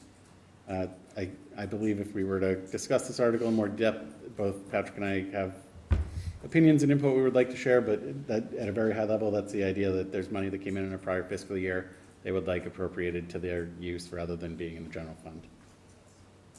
Doug, are you considering something? No. Okay. I thought you had a question. Article 8 is related to the work. Well, actually, yes. You read my mind. Before he even thought it, you read it. I know. It's like I didn't even realize it. It's like You Inception. did. Yeah. Precedents, not to discuss now, but are there precedents for that, or have we said no to that type of thing before? So that was the question. And that is along the lines of the input and opinions that we would share as well, if we get into the debate of the article in depth. When will we, I mean, we'll have to know Next meeting. relatively soon. Yeah, I mean, if you'd like, we can speak to it right now, just so you have the background, or we can wait until there's a broader discussion. It's totally up to you all. I would wait. Okay? It's 9:40. The request is to wait. Great. Article 8, and I had reached out to Jonathan. I had not yet heard back unless he emailed while I was in the auditorium. There's work going on at the library on the front entrance. They have design done for a potential side entrance, which would be an improvement. Second egress, it would be an improvement to the building that they all feel is a great opportunity.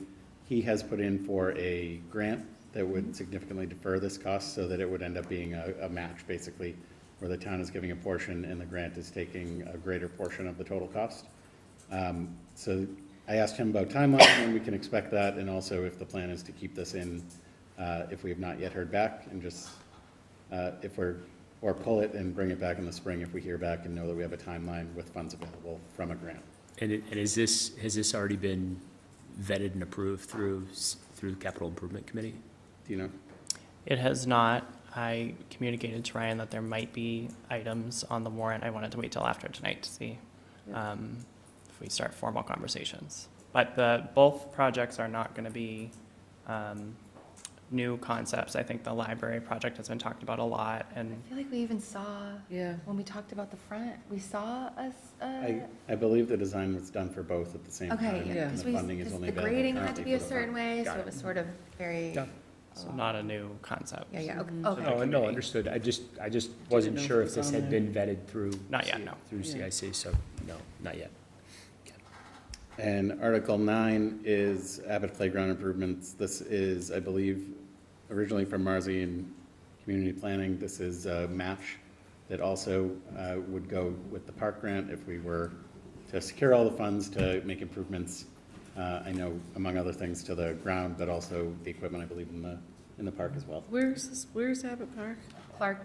It's Clark. Oh, It is God, Clark. okay. I never think of it that way. And this is complementary to the first phase of this was that Right. front section, Yeah. the inclusive playground. Yeah. And then This, and then the. This is the rubber. on the other Basketball side. courts, the replacement of the, concrete Rubber. there, and now Surface. this is the replacement of underneath the large play structure. Yep, gotcha. Which is now what, almost 10 years old? Yeah, and it's like a, It's all busted up.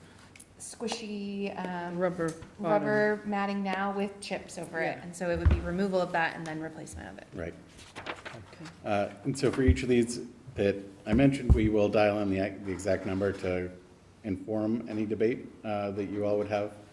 If we're able to stay to the timeline, that would allow us to, at the next meeting, go over the individual articles with the full detail for you. And, you know, fingers crossed, be able to close the warrant that night as well, to give the time to Right. staff to keep things moving and to get them out to town meeting members. Okay.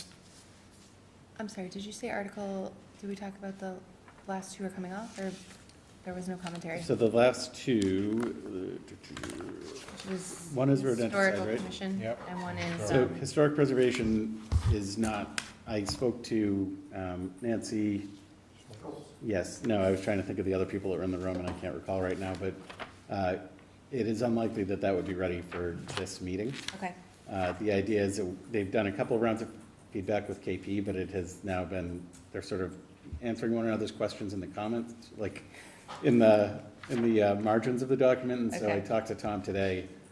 I don't think Robin's available for probably actually 2 more weeks to even be able to focus on this okay. because of the work that's going on with other work at KP, Robin Stein. Yeah, okay, but, I mean, this is just for the town to be able to kind of host a donation account, right? No, No, no, that's this settled. is, This is this is the bylaw. to address. Doug, and that matter expand does the- not have to bylaw. go before the town warrant. It does Okay. not have to go on the town warrant. Okay. That's been settled. So that's happening? I think we voted that, didn't we, last week? I think you two are talking about different things. You're talking about Glover, no? Yes. Okay. You're talking about the benches that we talked, that's what we voted on last time. And the account, the The creation of the account for the account. benches, so it's Yes, two that's separate. separate. Okay. Yeah. Gotcha, thank you. But the other item, This is the got bylaw. any so this emails is about that, or is that the benches? There's a historical commission effort Thank to you. create a fundraising account as well. Yeah, okay, I've been on that email chain. I don't think that's been, that's not been settled. okay. No, was that a question that hasn't been settled? I thought that was Doug's question. That is my question. I know there was an email going around. I think there was a comment at one point, like whether or not it really needed to go to town meeting or not. It seemed maybe like it didn't, but if it doesn't, does that mean we're settled with it, or how does it get settled for Right, good us? My understanding, being in those conversations, talking to the interim town accountant, DLS council, it would be a select board approval. It's not, doesn't need to go to town Doesn't need to meeting go to town. for that account. For the benches. No. No. No, the benches we put the benches to bed, Danielle, Never mind. and we're putting you to Would be. bed. Nope, benches is all set, but for but Historic Commission is trying to do something similar, but not the same, but they want to create an account where they could take in donations Right. related to Glover. Yeah.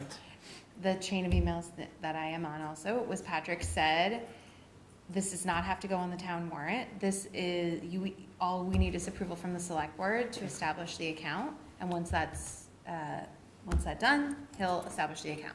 Okay. So So we can put this, it, to Yep. vote- Is that this? No. This This is, is that is not not, that. this is This is the third thing. This is an extension of the demo delay, along with a lot of language change to the demo delay bylaw. Ah, okay. And so Okay. they have gone back and forth with KP quite a bit. The suggestion after talking to Nancy was they identified their final list of questions that they feel like they need counsel on. And they can make the sort of policy decisions that they need to make based on the best input from Robin Stein, our attorney at KP, who works on this stuff. Right. Nancy was okay with the idea that this is likely something that they couldn't get through until the spring anyway. Great. And Robin's availability is limited for us to be able to get this done and in time for the warrant regardless. So it worked out okay, Probably and won't Nancy was happen. okay, and that the board is Right. okay with the idea that they'll continue to work on this and come in the spring with an article that has been reviewed and talked about by anyone that's interested with the Historical Commission. So Great. Back to the donation account then. So, on the next agenda? yes, can we have it on the next Yes. agenda? Sure. Yeah, okay. I don't know if it's been processed, you know, you're good, Patrick they're doesn't good. care. We have all of the information we Okay, need, let's- as long let's- as the historical commission is satisfied that what, they have something to put forward, that it's been looked at. I don't know if they have And they any have more the edits, changes. specific edits from you or town council or whatever, and that's, All that's settled. We're good That's with it. settled. Yep. okay. I have a question. The legal costs that we incur for KP Law to go back and forth On a bylaw. on this, where does that come out of?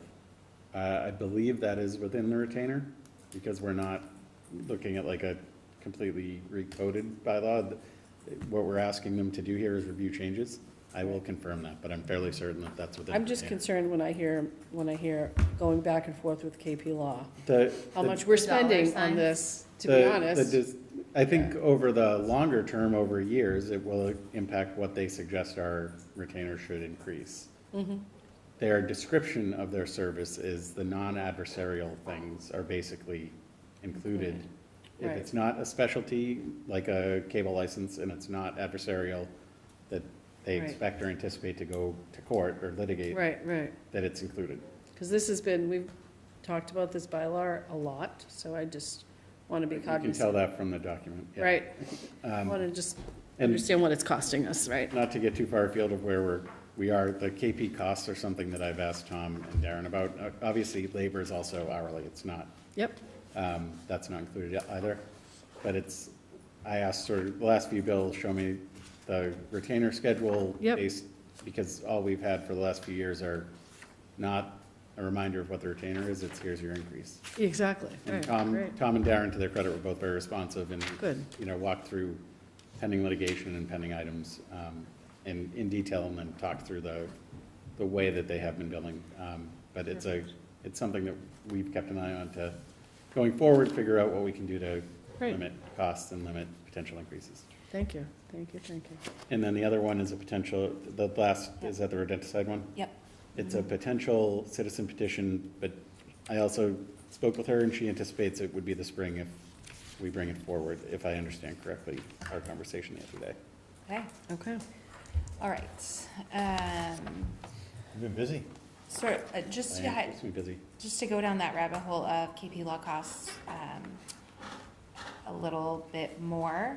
I think once we have clarity, hopefully this is a moot issue, but if it turns out that some of these things are off retainer, we should just be thoughtful about making sure they align with the goals that we've presented so that, you know, boards and committees, essentially those line items hit the budget of the town as a whole, and they should have availability to council, but we should just make sure, whether it's through liaisons or whatever, that they're being utilized in a way that keeps you in the loop, so you understand how Yeah. that line item Right. is growing, and also make sure we are not asking questions we've already got answers to. There must be some sort of library, I've asked this before, that Right. KP Law can provide us with, where we could access some of their Right. municipal opinions, where we don't have to ask them for them, we could just access them and we could read them ourselves. Yeah. So I'm sure that's available to us. And I have spoken to them about how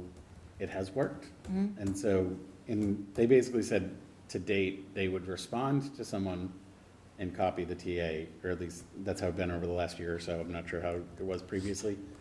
And in the near term, in talking to the department heads, I asked, like, can we talk before you reach out to them? Yes. So, and it's not so much that I need to approve all of this forever, it's so I understand the issues that are immediately facing the town. Yes. And I can then ask either KP or the department head to fill me in on what's previously gone on.